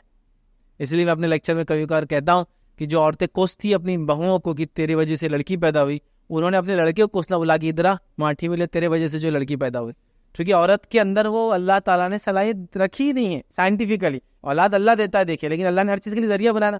رزق کون دیتا ہے؟ اللہ. تو ہم بولیں گے ہم کچھ کام نہیں کریں گے ہمارے اکاؤنٹ میں پیسہ جمع ہو جائے, نہیں ہوتا ہے, کوشش ہم کرتے ہیں. تو لہٰذا اس کوشش میں بھی مرد ہی آپ سمجھیں پارٹ ہوتا ہے. اگر وہ اولاد کے لیے کرنا چاہتا ہے کوئی مسئلہ نہیں, لیکن یہ سوچ سے نہ کرے کہ دوسری بیوی سے شاید لڑکا ہو جائیں گا. وہ ساری چیزیں اللہ تعالیٰ کے ہاتھ میں. اللہ تعالیٰ جس کو چاہتا ہے لڑکیاں, جس کو چاہتا ہے لڑکے, جس کو چاہتا ہے دونوں, جس کو چاہتا ہے بانجھ رکھتا ہے, کچھ بھی نہیں دیتا ہے, وہ اس کی بہرحال مرضی ہے. لہٰذا لیکن کرنا چاہے تو بہرحال وہ کر سکتا ہے کہ اس کو اور اولاد چاہیے, چاہے وہ لڑکیاں چاہیے یا لڑکے, اس کو اولاد چاہیے. اس کے پاس مال و دولت ہے, اللہ نے خوب جائیداد اسٹیٹ سلطنت دے رکھی ہے. ہوتا ہے نا آدمی خواہش ہوتی ہے اولادیں ہو, ہر چیز کی کثرت انسان پسند کرتا ہے, تو اولاد کی کثرت ہی پسند کرتا ہے. لہٰذا کرنے میں تو اس کے انشاءاللہ عزیز کوئی حرج نہیں ہے. ادر کی کسی نے سوال کیا عربی پڑھنا نہیں آتا تو کیا ڈیلی رات میں اردو میں سورہ ملک پڑھ سکتے ہیں؟ تو دیکھیے عربی پڑھنا نہیں آتا تو سورہ ملک کو اردو میں تو نہیں پڑھ سکتے. اردو سے مراد ترجمہ بول رہے ہوں, اردو سے مراد میں ترجمہ سمجھ رہا ہوں. سورہ ملک کا ترجمہ کیا پڑھ سکتے؟ سورہ ملک کا ترجمہ اردو انگلش کوئی دوسری زبان میں پڑھنے سے وہ کفایت نہیں کریں گا. جو قبر کے عذاب سے بچانے والی چیز بننے والا ہے وہ مرنے کے بعد جو سورہ ملک کو آپ کو عربی میں پڑھنا یاد رکھیں. لیکن ایک یہاں تھوڑا بیسک کوشچن ہے, میں اس کو تھوڑا سا جواب دینا چاہوں گا. جو آدمی اردو پڑھ سکتا ہے وہ آدمی عربی پڑھ ہی سکتا ہے, چونکہ اردو میں عربی سے زیادہ الفابیٹس ہیں. اردو میں اپروکسیمیٹ 36 الفابیٹس ہوتے ہیں, جس میں چی میں ایڈ ہو جاتا ہے, اور رے کے اوپر 3 نقطے والا سے اس دہا والا وہ ایڈ ہو جاتا ہے نا, مطلب کچھ چیزیں ایڈ ہو رہی, اور پے ایڈ ہو جاتا ہے, یاد رکھیے, ٹھیک ہے, سے کے ساتھ. تو کچھ چیزیں ایسی صرف ایڈ ہو رہی, ایڈ ہو جاتا ہے, رے بولتے ہیں جس کو, رے کے اوپر ٹ لکھا ہوا ہے, پھر ٹے ایڈ ہو جاتا ہے ت کے ساتھ, تو اضافہ ہے. تو اردو آلریڈی ایکسس اماؤنٹ میں اس کے پاس الفابیٹس ہے, جس کے اندر عربی آلریڈی کمپلیٹلی انکلوڈیڈ ہے. جس کو اردو آتی کمپلیٹ اس کو عربی آتی ہے, ریڈنگ بول رہا ہوں. تو آپ کو تھوڑی سی محنت کرنا ہے بھائی, اردو والے کو تو تھوڑی سی محنت کرنا ہے, بس عربی آ جائیں گی اس کو. تھوڑی محنت, بہت زیادہ نہیں, تھوڑی محنت کرنا ہے. تو آپ کو گزارش کروں گا آپ عربی سیکھ لیں, لیکن اردو میں ترجمہ پڑھنے سے کفایت نہیں کریں گا. اور اردو میں عربی پڑھنے کا تو کوئی سوال ہی نہیں آتا, چونکہ عربی رہیں گی. ایسا ہوتا ہے نا, ایک ہوتا ہے عربک کو انگلش میں آج کل لکھا جا رہا ہے, رومن بولتے ہیں اس کو, الحمدللہ رب ALHAMDU وہ ہوتا ہے. تو اردو میں عربی تو لکھی نہیں جائیں گی نا, وہ عربی بن جائیں گی پھر وہ. تو ظاہر سی بات ہے, آپ ترجمے کی بات کرتے تو ترجمہ نہیں, آپ کوشش کریں بہت جلدی انشاءاللہ آپ عربی پڑھنا سیکھ لیں گے. عربی پڑھ کے پڑھے, چونکہ سورہ ملک کو جس نے رات میں پڑھا عذاب قبر سے اللہ محفوظ رکھیں گے. تو پڑھنے کے الفاظ اور پڑھنے کے لیے آپ کو اسی زبان میں پڑھنا جس میں اس کا ترجمہ پڑھنے کی بات نہیں کی جا رہی ہے. السلام علیکم. فائز بھائی, اکثر دیکھا گیا ہے کہ جس گھر میں موتا ہوتی ہے اس شخص کے کپڑے اولاد استعمال کرنے کے بجائے باہر دے دیا جاتا, تو کیا وہ شخص کو ثواب ملیں گا جو شخص اس کا کپڑوں میں عبادت کرتا ہے, نمازیں پڑھتا ہے, روزے رکھتا ہے؟ سوال آیا کہ کسی کے انتقال کے بعد اسے کپڑے لوگ دوسروں کو دے دیتے ہیں, یہ کیسا ہے؟ پہلی چیز اس میں آپ کا جواب بھی دیتا ہوں, اور ایک توہم ہے اس کو بھی دور کرتا ہوں. پہلے توہم کو دور کرتے ہیں. کچھ لوگ اپنے میت کے کپڑے دوسروں کو اس لیے دیتے ہیں کہ ان کا یہ عقیدہ ہوتا ہے کہ میت کے کپڑے جو پہنیں گا میت اس کے پاس آئیں گی جائیں گی, اس کی روح آئیں گی جائیں گی, لپٹ سکتی, آ کے چپک سکتی. تو لہٰذا یہ بھی دیکھا کہ ہمارے ماحول میں جس چارپائی پہ آدمی سوتا تھا, چھوٹے بچوں کو اس پہ سلاتے نہیں. نہیں دادا اس پہ سوتے تھے نا, تم کو لپٹ جائیں گے آ کے, مت وہاں مت سو تم. تو یہ عقائد ہے. تو پہلے تو وہ عقیدے کو آپ چھوڑے, یہ بے بنیاد اور ایک دم فالتو سے گرا ہوا لفظ, ایک فالتو عقیدہ, ایک دم اس کی کوئی بیس لیس بات ہے. جو مر گیا وہ جمع ہو گیا, کہاں 2 میں سے ایک مقام پر, ایک سجین اور دوسرا علیین. سجین جیل, قید خانہ, جہنمیوں کا رجسٹر, جہنمیوں کی جگہ, اور علیین ان نیکوکاروں کی جگہ. جمع ہو گئے دونوں, جب ان کی روحیں جمع ہو گئی, ڈپازٹس ہو گئی وہاں, ہو گیا. تو یہاں تو اب کوئی نہیں آ رہا, پہلا. دوسرا, آپ یہ سوچتے ہیں کہ اس کا یہ کپڑا میرے پہننے کے مقابلے میں کوئی غریب پہنے, اور کوئی غریب جو مسکین ہو, محتاج ہو, لیکن وہ عبادت گزار ہو, اللہ کا نیک بندہ ہو, دیندار ہو. جیسا علماء لکھتے ہیں کہ جب انسان فدیہ دیتا ہے نا, جو روزے نہیں رکھ پاتا, یا کفارہ دیتا ہے, کوشش کرنا چاہیے نیک لوگوں کو دے, تاکہ وہ جب کھائیں گے پیئیں گے اس سے روزہ وغیرہ رکھیں گے, آپ کو اور اجر ملے گا. تو لہٰذا اگر یہ سوچتا ہے کہ بھائی ابا کے کپڑے تھے, بھائی کے کپڑے تھے, بیٹے کے کپڑے تھے, اور بہت زیادہ تعداد میں تو مالداری ہوں اور کسی کو دیں گا تو کوئی مسئلہ نہیں, ہم کسی غریب کو دیتے تاکہ اس کا اجر ہمارے بچے کو ایک صدقے کا ملے, تو بالکل ملے گا, کوئی مسئلہ نہیں. آپ نیا خرید کے اس کے نام سے دے سکتے ہیں, پرانا بھی دے سکتے ہیں, دونوں کا اجر انشاءاللہ جس کو ملے گا. اور اگر ایسے انسان کو دیتے جو ضرورت مند ہو اس کپڑوں کا, اور اجر بڑھ جائے گا. اور ایسے انسان کو دیتے جو ضرورت مند کے ساتھ ساتھ عبادت گزار ان کپڑوں میں کرتا ہے, انشاءاللہ آپ کا اجر اور بڑھتا جائے گا. کیونکہ ہر مباح عمل پہ نیت اگر درست ہو جائے تو وہ بھی اجر دیتی ہے. تو مباح عمل ہے کسی کو صدقہ کرنا, ہے نا, خاص طور سے پرانے کپڑے وہ کر رہے ہیں, اور اس میں آپ کی نیت ہے کہ اس میں عبادت کرے وغیرہ کرے, تو انشاءاللہ ضرور ہوں گا. تو بالکل آپ کر سکتے ہیں, اس میں کوئی جنرلی کوئی حرج نہیں. لیکن یہ بھی دیکھا جاتا ہے کہ اچھی چیزیں لوگ کیا کرتے ہیں, معلوم ہم کو رکھ لیتے ہیں, اور ساری ناقص چیزیں لوگوں کو صدقہ کرتے ہیں. بھائی جتنی اچھی گھڑیاں تھی رکھ لو مہنگی والی, جو ناقص تھی بند تھی پرانی دے دو. جتنے اچھے کپڑے تھے, فلاں تھے, یہ تھے, وہ تھے, سلک تھا, زردوزی تھا, فلاں تھا, یہ تھا, تو یہ سب رکھ لو. کیونکہ اس میں زردوزی, وہ جو زردوزی وہ والا زردوزی نہیں جو اب صرف نام کو چل رہا ہے. زردوزی کپڑا مطلب اس کے اندر سونا ہوتا تھا, سونے کے وائرس لگائے جاتے تھے لیڈیز کے کپڑوں کے اندر. جو گولڈ ہوتا ہے نا, سے ہمارے پاس گولڈ ساڑی میں جو کچھ گولڈ چمکدار چیزیں ہوتی, پہلے زمانے میں وہ چمک سونے کے وائر ڈالے جاتے تھے. زر کہتے سونے کو, زردوزی وہ کام ہوتا تھا. تو ویسے کپڑے اٹھا کے رکھ لیتے ہیں جس کی ویلیو, اور باقی سب سستے دیتے ہیں. ویسا نہیں, آپ جو بھی کرنا چاہے کرے, صدقہ کرے. کبھی ایسا بھی ہو سکتا ہے کپڑے بہت بھاری ہو, اس کو پہننا کوئی آسان کام نہ ہو, آپ ان کپڑوں کو سیل آؤٹ کریں. سیل آؤٹ کر کے اس کے پیسے سے زیادہ لوگوں کو اچھے کپڑے دے. جیسے ایک آدمی کا کوٹ ہو سکتا ہے کسی کو سردی سے بچائے, لیکن ہمارے علاقے میں سردی کتنے مہینے ہوتی ہے؟ دلی کے اندر تو ہر آدمی بھنگار بیچنے والا بھی کوٹ پہن کے گھومتا, چونکہ سیکنڈ ہینڈ کوٹ لے لیتے لوگ جلدی, چونکہ سردی بہت ہوتی ہے. اور سویٹر ہمیشہ کام نہیں آتا, اس کو کیسا بٹن کھول دیے تو تھوڑا دن میں گرمی تو ہو گیا, شام میں پھر باندھ دیے, مفلر اوڑھ لیے تو کام ہو جاتا ہے. تو وہاں تو ہو سکتا ہے کوٹ بھی کام آ جائے, لیکن یہ علاقوں میں کوٹ کون پہنے گا غریب آدمی؟ تو آپ اس کو سیل آؤٹ کر دیں, سیل آؤٹ کر کے اس کا پیسہ لیں, اور زیادہ لوگوں کو اچھے کپڑے بنائیں مضبوط والے جو زیادہ دن تک ان کو چلے. اینی تھنگ بٹ نیت ہو کہ اجر کے نیت سے ہو. اور اس معاملے میں جو میرا ایسا ایک تجربہ تھا کہ مہنگی چیزوں کو لوگ نہیں دیتے, سستی چیزوں کو لوگ صدقہ کرنے کی کوشش کرتے ہیں. ہر چیز کو صدقہ کرنے کی آپ کوشش کریں, یہ زیادہ انشاءاللہ بہتر ہوگا.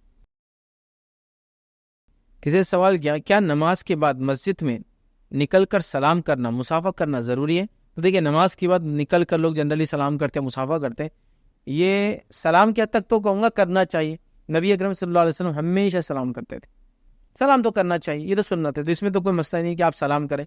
رہا ہاتھ ملانا, یہ ڈیپینڈ ہے, یہ بھی کرنا چاہے تو کر سکتے, چونکہ ایک طرح سے ملاقات ٹرمینیٹ ہوئی, اللہ کے سامنے حاضری ہوئی, پھر سے ری ملاقات ہو رہی ہے, پھر سے آپ جوائن ہو رہے ہیں. تو ملاقات کے آداب کیا ہے؟ سلام کریں, ہاتھ ملے, مصافحہ کریں, کوئی مسئلہ نہیں. کوئی کرے تو کوئی مسئلہ نہیں, مصافحہ نہ بھی کرے تو کوئی مسئلہ نہیں, لیکن سلام کرنا چاہیے, چونکہ نبی اکرم صلی اللہ علیہ وسلم بہت کثرت سے سلام, حتیٰ کہ دیوار بیچ میں آتی تو آپ پھر ملتے تو سلام کرتے. تو لہٰذا سلام تو کرے, مصافحے کے حد تک آپ آپشنل ہیں, پھر بھی کرنا چاہے تو کوئی مسئلہ نہیں, اس سے محبت الفت وغیرہ بڑھتی ہے, کوئی اس میں حرج نہیں. لیکن اگر مصافحہ ٹینشن کی وجہ بن جا رہا ہے, مصافحہ جھگڑے کا گھر بن جا رہا ہے, مصافحے کے لیے لوگ انتظار کر رہے ایک دوسرے کی اور ٹائم برباد کر رہے کہ نہیں مصافحہ کرے بغیر تو اب ہو نہیں سکتا کام, سلام کرے, سلام وربل ہوتا ہے اور نکل جائے, تو اب مصافحہ کرنا پاسبل نہیں ہوتا کبھی کبھار. ٹھیک, تو بہرحال سلام کرنا چاہیے, مصافحے کے حد تک آپشنل آپ سمجھیں. السلام علیکم. فیض بھائی, کوئی عصر کی نماز پڑھے اور پھر بعد میں مغرب ہو جائے, ان کو لگے کہ وضو ہے کر کے اور نماز پڑھ لیں, اور بعد میں ذہن میں آئے نماز پڑھے بعد کہ وہ وضو ٹوٹ گیا تھا کر کے, تو کیا نماز دہرانا پڑیں گی؟ بھائی نے سوال کیا کہ اگر کوئی انسان ہے جس نے وضو کیا تھا عصر کا, اس کو لگا عصر کا وضو ہے, مغرب پڑھ لیا, مغرب کے بعد یاد آیا اس کو کہ عصر کا وضو میرا ٹوٹ گیا تھا, تو کیا اس کو نماز دہرانا پڑیں گی؟ تو ہاں, اس کو نماز دہرانا پڑیں گی, لیکن اس کا کوئی کفارہ نہیں ہے. اس کو نماز دہرانا پڑیں گی, لیکن اس کا کوئی کفارہ وغیرہ نہیں ہے. لیکن وہ آئندہ احتیاط کرے کہ ایسی غلطی نہ ہو. بغیر وضو کی نماز پڑھنا یاد رکھے بڑا گناہ ہے, گناہ کبیرہ ہے, لہٰذا اس کا کام ہے کہ وہ ذہن میں رکھے. لیکن ابھی چونکہ اسے غلطی ہو گئی تو وہ کیا کرے, وضو کرے اور نماز کو دہرا لے, یہی وہ کر سکتا ہے. اب یہاں ایک مسئلہ اور بتا دیتا ہوں, چونکہ بات آئی ہے, وہ یہ ہے کہ اگر امام سے اگر یہ مسئلہ ہو جائے, امام سے اگر یہ مسئلہ ہو جائے کہ امام نماز کے لیے کھڑا تھا اور اس کو یاد نہیں تھا اس کا وضو ہے, اب اس کو بعد میں, آپ تو انڈیویجول کی بات کریں, لیکن امام کو ایسا ہوا یاد آئے, تو یاد رکھے امام اپنی نماز کو وضو کر کے دہرا لیں گا, لیکن وہ اس کا اعلان نہیں کریں گا, اس کا اعلان نہیں کریں گے, اس کی ضرورت نہیں. اور اس کے لیے مشہور واقعہ ہے عثمان ابن عفان رضی اللہ عنہ, عمر ہو چکی تھی, بوڑھے ہو چکے تھے ایک طرح سے, ایک بار نماز کے لیے آئے, نماز پڑھا دی, نماز پڑھانے کے بعد دیکھا پیجامے کے اوپر احتلام کی وجہ سے دھبا لگا ہے. تو آپ نے آپ سے کہا کہ عثمان تم تو اب بوڑھے ہو گئے, تم کو تب یاد بھی نہیں رہتی کوئی چیز, مطلب غسل واجب ہو گیا تھا, یاد نہیں رہا, صبح اٹھے یاد نہیں رہا کہ احتلام ہوا, گئے وضو کیا, نماز پڑھا دی, خلیفہ تھے, لیکن آپ نے روایت میں آتا اعلان نہیں کیا, اس کا اعلان نہیں کیا کہ میرا غسل نہیں تھا لہٰذا اب تم سب نماز پڑھو. ہمارے پاس تو کبھی کبھار میں نے ایک ایسا اعلان سنا, ہم چھوٹے تھے جب یہ سنا, ایک صاحب ایک بار آئے, امام صاحب, اور عصر کی نماز تھی, عصر کی نماز کے بعد اعلان کرے پچھلے 10 دنوں کی ساری نمازیں آپ کو دہرانا ہوں گی. آپ پورے مسجد میں چیاؤں بلا کھاؤ چالو ہو گیا, کیا ہوا, اس لیے کہ بولے مسجد کے حوض میں ایک چوہا گرا تھا جو آج آئیڈینٹیفائی ہوا گرا ہے. تو مفتی صاحب کا کہنا ہے کہ اب اندازاً اس کے لاش کو اٹھانے سے ایسا لگا ہے کہ یہ 10 دن پہلے گرا تھا, تو لہٰذا 10 دن کی نماز دہرا لی جائے. اب ہم بچے ہونے کے ناطے ہم کو سوچا رہی چوہے کے گرنے سے میرے وضو کا کیا تعلق ہے, اور اتنے بڑے پانی کے ہاؤس میں, ٹھیک ہے, جبکہ نبی اکرم صلی اللہ علیہ وسلم کی ایک واضح, جب تو نہیں مانتی, چھوٹے تھے ہم, حدیث ہے جہاں قلتین پانی ہو اس چیز کو کوئی چیز ناپاک نہیں کرتی. اور قلتین پانی کہتے ہیں اپروکسیمیٹلی 210 لیٹرز کو, کوئی چیز ناپاک نہیں کرتی جب تک کہ وہ چیز کی ملاوٹ, اس کی اسمیل, اس کا ٹیسٹ اور اس کے کلر کو چینج نہ کر دے. مطلب وہ اتنی کوانٹٹی میں ہو جائے کہ یہ کوانٹٹی کو ایکسیڈ کر جائے پانی کی. کوئی جیسا مثال کے طور پہ پانی ہے اور کوئی اس کو پانی کو یہ کہے کہ یہ گلاب کا پانی ہوتا ہے, اتنا گلاب ملا دیا کہ پانی نہیں بول سکتے, تو گلاب کا پانی ہو گیا, گلاب کا رس اتنا ڈال دیا, پانی سیز ہو گیا, پانی نہیں کہلائیں گا. نبی اکرم صلی اللہ علیہ وسلم کے زمانے میں ایک باوڑی تھی جو تقریباً 10 فٹ بائی 10 فٹ اس کی چوڑائی تھی، مطلب نیچے پانی ہوتا تھا خالی اور اتنا ہی پانی رہتا تھا. اور صحابہ نے کہا اس کے اندر مرے ہوئے کتے بھی ہوتے لیکن ہم اس سے وضو کرتے. ٹھیک ہے، کتا گر گیا، آپ پانی الگ سے نکال کے وضو کرتے. یہ نہیں بولتے کہ پورا پانی نکال کے اس کو خالی کریں گے پھر اس کے بعد نیا پانی وہ کریں گے، تو یہ ثابت نہیں ہے. تو لہٰذا ہمارے پاس تو اعلانات ہو جاتے ہیں. اور یہ تو ایک تھا، ایک اس سے بھینکر اعلان سناتا آپ کو. ایک صاحب ایک بار آئے اور بولے کہ 10 سال کی پچھلی نمازیں آپ کو پڑھنا پڑیں گی. کیوں؟ تو بولے جو امام صاحب گئے وہ قادیانی تھے شاید. بولے شاید میں بات ہے. اب انہوں نے کتنے سال نماز پڑھائے تھے؟ 10 سال. تو یہاں آپ اس مسئلے کو بھی سمجھ لیں، امام کی نیت اور مقتدی کی نیت الگ ہوتی ہے. جس کے نتیجے مقتدی نے نماز پڑھی اللہ کے لیے، امام نے عصر کی نماز پڑھی مقتدی نے اللہ کے لیے. امام کی اقتداء میں آپ نماز پڑھ رہے تھے لیکن امام کا وضو نہیں تھا، تو امام اپنے حد تک وضو کریں گا. پورے مسجد کو تکلیف دینے کی ضرورت نہیں ہے اس مسئلے میں. ٹھیک ہے، تو بہرحال انڈیویجولی ایسا ہو جائے تو آپ اپنی نماز کو دہرا لیں. کسی نے سوال کیا فیض سید کے بارے میں ہمیں جاننا بھی چاہیں تو ہمیں انفارمیشن نہیں ملتی، فیض سید کو جاننے کے لیے کیا کریں؟ تو سمپل ہے، ہمارے ویڈیوز کے ڈسکرپشن میں سب لکھا ہوا ہے جو آپ کو چاہیے. ہر ویڈیو کے ڈسکرپشن میں نیم، فادرز نیم، کوالیفیکیشن، ایجوکیشن، اور سب ایک ڈسکرپشن دیا ہوا ہے. لیکن لوگوں کا الگ ہی رہتا ہو. ابھی یوٹیوب وغیرہ میں بہت چلتا، کچھ لوگ دیکھ کے وہ بھی کرتے فیض سید اس کی ڈیٹیلز آتی ہے پوری، ہوم، ایسٹ، فیملی، فلاں فلاں فلاں، اور ایک سے ایک مطلب ویڈیوز ہے. کیا آپ جانتے ہیں؟ بلکہ شروع ہو جاتے ہو ایڈوکیٹ فیض سید جو ہر ماہ 1.5 کروڑ کماتے ہیں. کیا آپ جانتے ہیں ان کی سالانہ انکم جو ہے اتنے $1 ملین میں؟ کیا آپ جانتے ہیں ان کے پاس 4 مرسیڈیز گاڑیاں، 2 آڈی اور فلاں ہیں؟ کیا آپ جانتے ہیں ان کو 50 بچے ہیں، 4 بیویاں؟ مطلب ایک سے ایک انفارمیشن ہے نیٹ کے اوپر. اب انہیں پریشانی یار یہ سب کہاں ہے، کب ملیں گے یہ لوگ، کدھر ہے؟ تو بہرحال یہ سب رہتی ہے. آپ کو جو انفارمیشن چاہیے آلریڈی ڈالی ہوئی ہے. اس سے زائد کی انفارمیشن کا آپ کو کوئی بینیفٹ نہیں ملنے والا ہے. کیا بینیفٹ اس کا؟ کسی کی پرسنل لائف جان کر ہے. تو جو پبلک لائف ہونا چاہیے نون ہے، جو پبلک لائف سے ہٹ کرے اس کی انفارمیشن کی کسی کو ضرورت نہیں ہے. رہا پھر باتیں ادھر ادھر کی جو چلتی ہے ہوائی، اس کا تو کوئی بہرحال لینا دینا ہے ہی نہیں، مطلب اس کا وہی نہیں. اور ہر بار آدمی اپنی لائف کو ڈسکرائب کرے پاسبل بھی نہیں ہے، اس کی ضرورت نہیں، اسے کوئی امپورٹنس نہیں ہوتا ایسی چیزوں کا. یاد رکھیے. تو لہٰذا احتیاط کرے تو اچھا. تو جو انفارمیشن چاہیے آلریڈی نیٹ پہ اویلیبل ہے، پلس پروگرامس کیا کر رہے ہیں، کہاں سفر کر رہے ہیں، سب لوگوں کو پتہ ہوتا ہے. اس سے زیادہ پرسنل اور کچھ بھی باقی نہیں جو انسان کو معلوم ہونے کی ضرورت ہو. نہیں کبھی گاڑی پہ فوٹو نہیں کھنچائے، گاڑی بیٹھ کر گاڑی کے ساتھ وغیرہ، جو چیزوں کی ضرورت نہیں، وہ چیزوں کا کوئی مطلب اہمیت نہیں ہے دین اور شرعی اعتبار سے. تو اس کو جان کر میں سمجھتا ہوں فائدہ نہیں ہوتا. کون سی ڈیری کا دودھ پیتے ہیں، کہاں سے کرانہ آتا ہے، اننے سے انفارمیشن ہے. بہرحال اس کی ضرورت نہیں، جو ضروری انفارمیشن ہے ساری ہم نے دے رکھی ہے ادھر کی. کسی نے سوال کیا بیماری کی حالت میں اکثر خود سے ہی رونا آ جاتا ہے، کیا یہ اللہ کی طے کردہ تقدیر پر اعتراض ہوگا یا یہ گناہ ہے؟ تو دیکھیے، ایک انسان بیمار ہے، خود سے اس کو رونا آ رہا ہے، مطلب وہ اللہ کی تقدیر پہ نہیں رو رہا ہے، اپنے حالات پہ نہیں رو رہا ہے، خود سے رونا آ رہا ہے. میں بھی بیماری کی وجہ سے، بیماری کی تکلیف کی وجہ سے، بیماری کی سوچ کی وجہ سے، بیماری سے دوسروں کو تکلیف ہو رہی اس وجہ سے، اینی تھنگ. لیکن جب تک کہ ہم تقدیر کو کوسے نہیں، برا نہیں کرے، تب تک کوئی گناہ نہیں. یاد رکھیے، نیچرل ہے نا. ایک انسان گر گیا اور رو رہا ہے تو کوئی بولے گا تقدیر پر رو رہے گا، تم گرنا تمہاری تقدیر میں تھا، پھر رو مت. اب اس کا ریلیونس نہیں. یاد رکھیے، یہاں انسان اپنی تکلیف جو اس کو ہو رہی ہے اس پہ رو رہا ہے، وہ اس چیز پہ نہیں رو رہا ہے کہ اللہ نے مجھے اس حالت میں کیوں ڈالا. ہاں اگر وہ اس لیے بھی رو رہا ہے کہ میرے گناہوں کے نتیجے میں یہاں تک پہنچا ہوں، یہ بھی ٹھیک ہے. لیکن جب تک آپ تقدیر کو کوستے رہے، برا بھلا نہیں کرے، اللہ کے بارے میں آپ کی بدگمانی نہیں، الحمدللہ یہ رونا آنے میں کوئی حرج نہیں. It is something natural. نبی اکرم صلی اللہ علیہ وسلم لوگوں کو جزا فضا کرنے سے روکا. لوگ مرنے کے بعد جزا فضا کرتے ہیں نا، ہمارا ہی گھر ملا تھا کیا، ہم ساتھ ہوا فلاں، روکا. اس کے بعد دیکھا گیا کہ آپ صلی اللہ علیہ وسلم کے بیٹے کا انتقال ہوا اور آپ رو رہے. تو صحابہ نے کہا اللہ کے رسول آپ رو رہے؟ انہوں نے کیا سمجھا یہ رونا خلاف ہے. حالانکہ رونا تو فطرت کا حصہ، تو تکلیف کی وجہ سے آ سکتے ہیں، رحم کی وجہ سے آ سکتے ہیں، فکر کی وجہ سے آ سکتے ہیں، لیکن وہ مایوسی کے لیول تک نہ جائے، جزا فضا کے لیول تک نہ جائے، تقدیر کو کوسنے کی بات نہ ہو، نعوذ باللہ اللہ کے بارے میں کوئی بری چیز نہ ہو. تو بہرحال آپ کو خالی رونا آنے سے کوئی مسئلہ نہیں ہے. جو جنرلی ہوتا ہے خواتین کے ساتھ زیادہ ہوتا ہے، لیکن مرد بھی روتا ہے، ایسا کوئی مسئلہ نہیں. لیکن عورتیں زیادہ روتی ہیں، ان کے احساس جلدی سے چھلک جاتے ہیں، ہارمونلی مردوں سے ڈفرینٹ ہوتی ہے، چیزیں ڈر جلدی جاتی ہے، گھبراہٹ جلدی جاتی ہے. تو کوئی مسئلہ نہیں جب تک آپ کی نیت خراب نہیں ہے. تو خالی آنسو والے رونے سے انشاءاللہ عزیز کوئی مسئلہ نہیں رہے گا. یاد رکھیں. کسی نے ایک سوال کیا، کیا امام کا مقتدی سے آگے کھڑا ہونا واجب ہے؟ اگر کوئی رکوع کے دوران مقتدی امام سے آگے نکلتا ہے تو کیا یہ غلط ہوگا؟ تو دیکھیے امام کا مقتدی سے آگے کھڑے ہونا چاہیے، سوائے اس کے کہ عورتوں کی جماعت اور عورت ہی نماز پڑھا رہی ہو تو وہ لائن میں کھڑے ہوں گی، ان کا الگ مسئلہ ہے.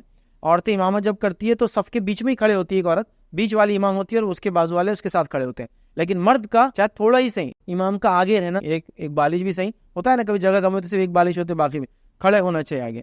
تو سوال یہ ہے کہ اگر ایسا ہو رہا ہے اور رکوع کے اندر مقتدی امام سے آگے جا رہا ہے تو ایسا نہیں ہونا چاہیے. لیکن اگر رکوع سے آپ کی مراد یہ ہے کہ جیسا مثال کے طور پہ امام کھڑا ہے اور مقتدی اس سے پیچھے کھڑا ہے، تھوڑا پیچھے سمجھو، امام کا پیر ختم ہو رہا ہے، مقتدی کا پیر شروع ہو رہا ہے، لیکن مقتدی ہائٹ میں زیادہ ہے.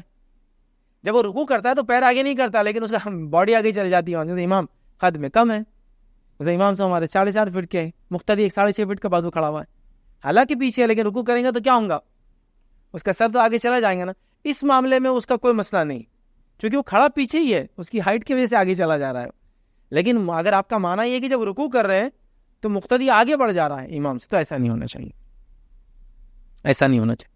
اور اگر کئی جگہ ایسا ہوتا ہے سچویشنل کہ مقتدی کو امام سے آگے جانا پڑتا ہے تو وہاں کوشش کی جاتی ہے کہ پھر امام کے سامنے کوئی کھڑا نہیں ہوتا. ایسے حرم وغیرہ میں دیکھا آپ نے، امام صاحب پیچھے ہوتے، کبھی کعبے کے سامنے ہمیشہ جمعہ میں کھڑے ہوتے ہیں، عام دنوں میں پیچھے ہوتے ہو، لیکن وہاں کوئی بیچ میں مقتدی نہیں ہوتا ہے. اور باقی مقتدی آپ نے دیکھا نا، رنگ چالو ہو جاتے ہیں لیکن رنگ کمپلیٹ نہیں ہو پاتے، ریزن کہ امام پیچھے کھڑا ہے. تو یہ زمین، زمانہ، حالات، ماحول، چونکہ کبھی کیا ہوتا ہے وارننگس ہوتی ہے، کبھی سچویشنس ہوتے ہیں، کبھی کچھ مخصوص گروپس آتے ہیں جن کا سعودی گورنمنٹ سے ٹینس ہوتا ہے لیکن آنے دینا بھی ضروری ہوتا ہے، تو تب امام کو سیو کرنے کے لیے پیچھے کھڑے کر دیتے ہیں، اور سامنے لیکن کوئی کھڑا نہیں ہوتا ہے، پھر پورا کعبے تک خالی چھوڑ دیتے ہیں. تو یہ سچویشنل مجبوری والی چیز ہے، لیکن عام اعتبار سے امام کو چاہیے کہ وہ آگے ہی کھڑا ہو. یاد رکھیں.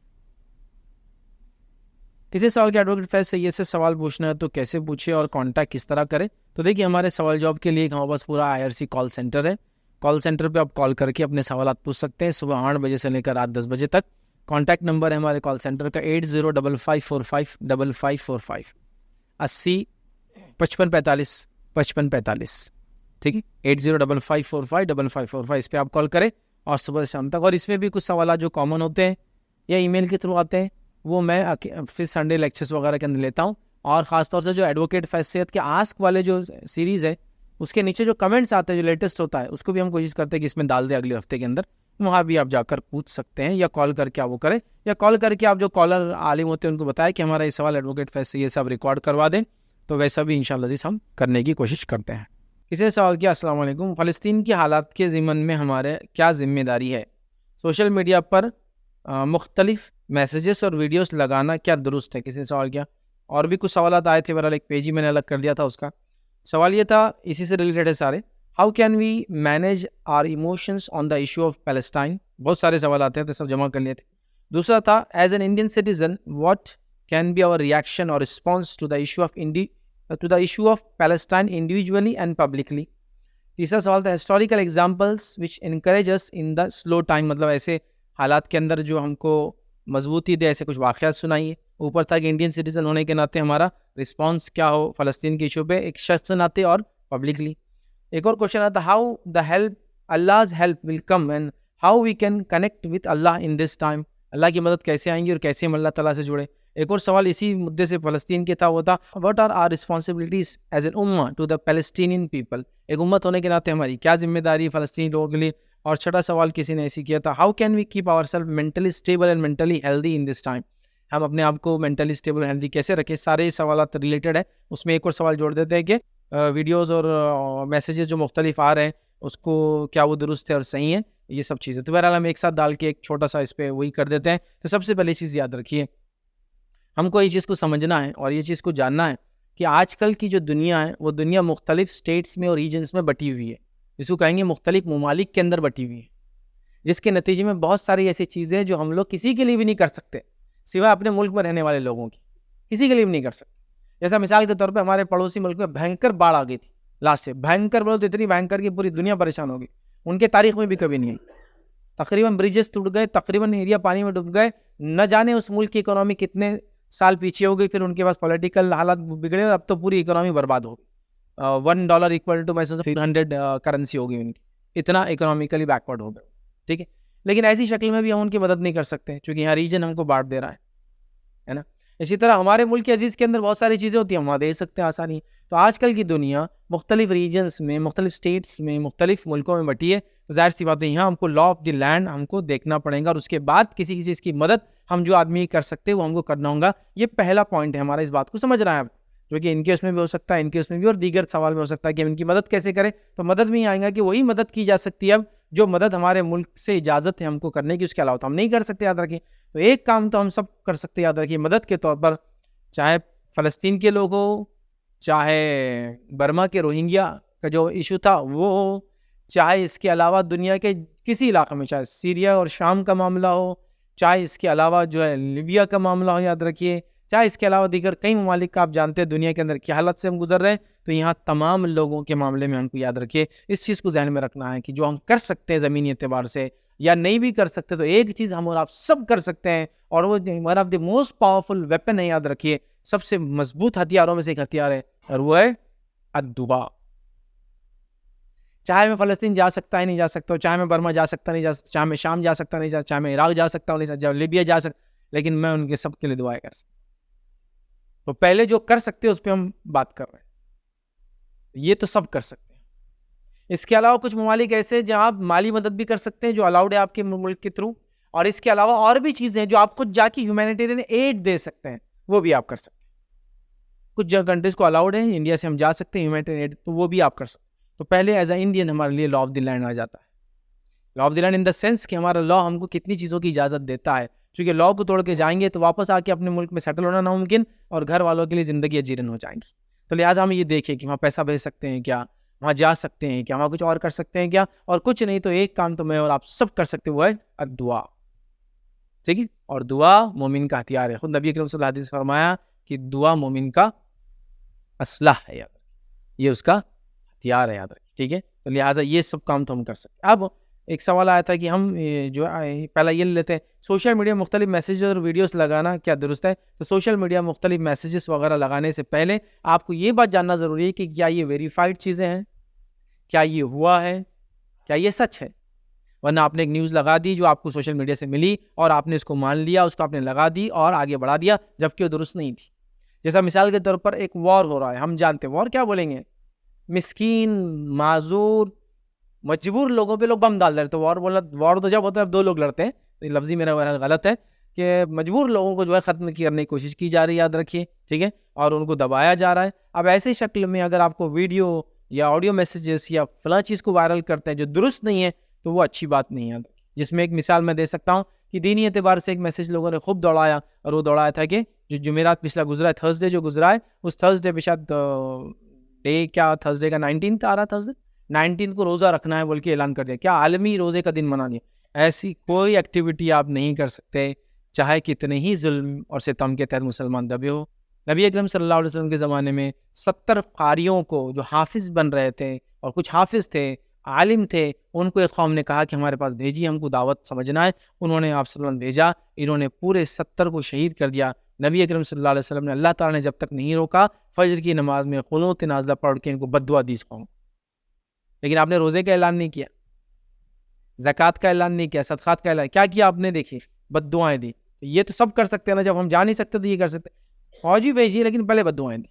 اللہ تعالیٰ نے پھر آپ کو روکا اس چیز سے. تو یہ جب دیر مت منائی، جو جمعرات کا روزہ اور فلاں روزہ جمعرات کا ثابت ہے، ایک اوکیجن کو کر کے آپ یہ ایسا کریں گے تو پھر بہت مشکل ہو جائیں گے. اس چیز کو ہم کو سمجھنے کی ضرورت ہے. یہ بات ہوگی میسیجز اور ویڈیوز کو آپ پہلے آتھینٹسٹی جانیں پھر آگے بڑھیں.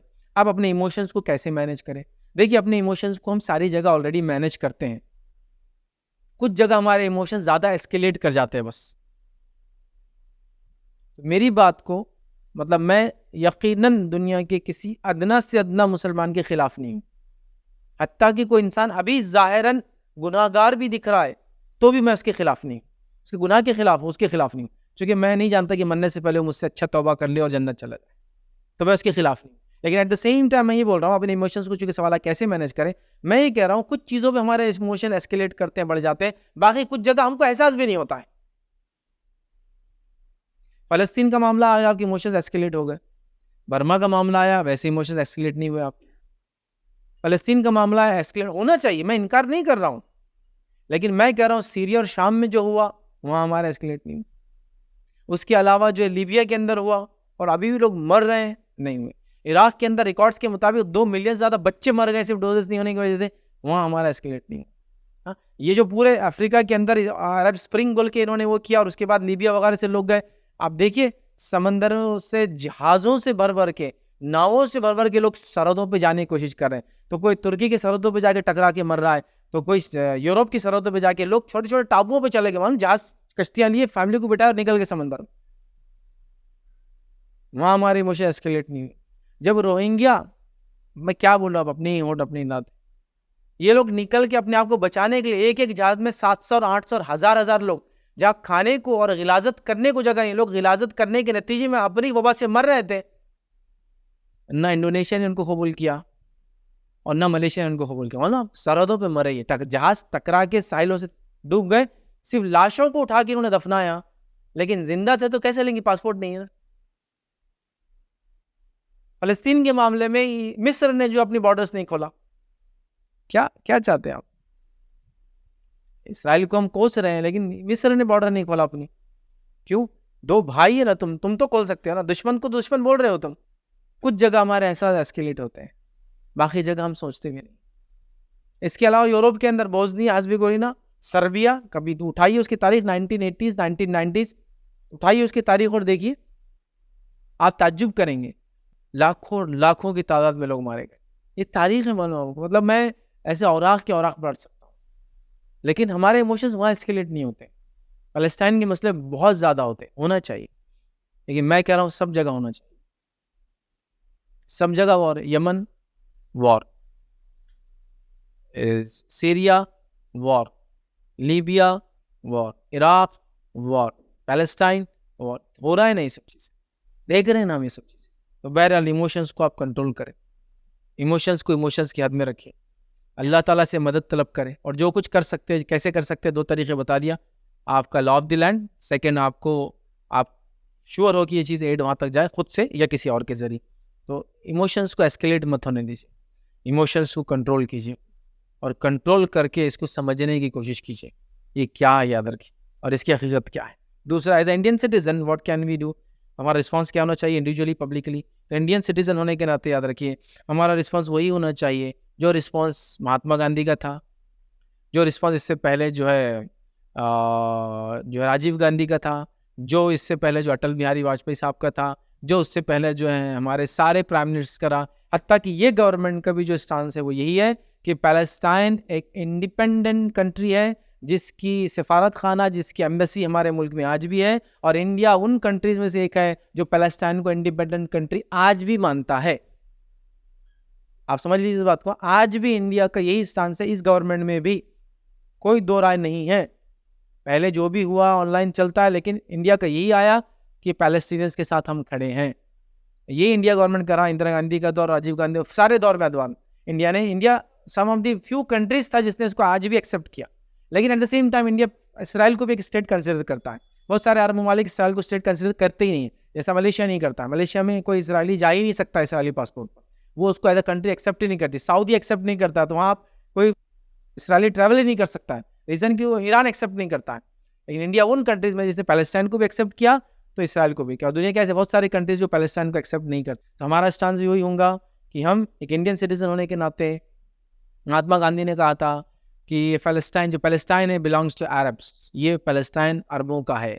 اٹل بہاری واجپئی صاحب کی ایک بہت مشہور اسپیچ ہے جو آج کل کافی وائرل بھی, انہوں نے کہا کہ فلسطین فلسطینیوں کا ہے, اسرائیل کا کوئی اس پہ حق نہیں. تو ہمارا وہی اسٹانس ہوگا, ہماری گورنمنٹ بھی اس کو سپورٹ کرتی ہے, اور ہم بھی وہی کہتے ہیں کہ ہم پیلسٹینینز کے ساتھ ہیں, اور ہمارا رسپانس یہ ہوگا کہ ہم ان کی سپورٹ کریں, اور جو بھی کر سکتے ہیں ان کے لیے وہ کریں, بٹ ود ان جس کو کہیں گے ایک سینسیبل, ایک انڈیویجول جس کو کہتے ہیں جو سمجھ بوجھ رکھتا ہو ویسی حرکت, کچھ بھی ایسی حرکت نہ کرے جس کی وجہ سے پرابلمس کریٹ ہو, یاد رکھیں. ٹھیک ہے, تو یہ رسپانس انڈیویجول, یہ رسپانس پبلکلی ہونا چاہیے.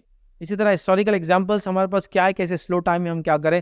ہمارے پاس n number of historical examples ایسے سلو ٹائم میں ہم کیا کریں, n نمبر آف ایگزامپلس. نبی اکرم صلی اللہ علیہ وسلم کے مدینہ ہجرت کے بعد آپ بدر لے لیجیے, احد لے لیجیے, n نمبر آف ٹائم سے جب ایسے حالات ہو, مطلب کوئی نئی چیز نہیں ہے اس امت کے لیے, تو اتنا وہ ہونے کی ضرورت نہیں ہے.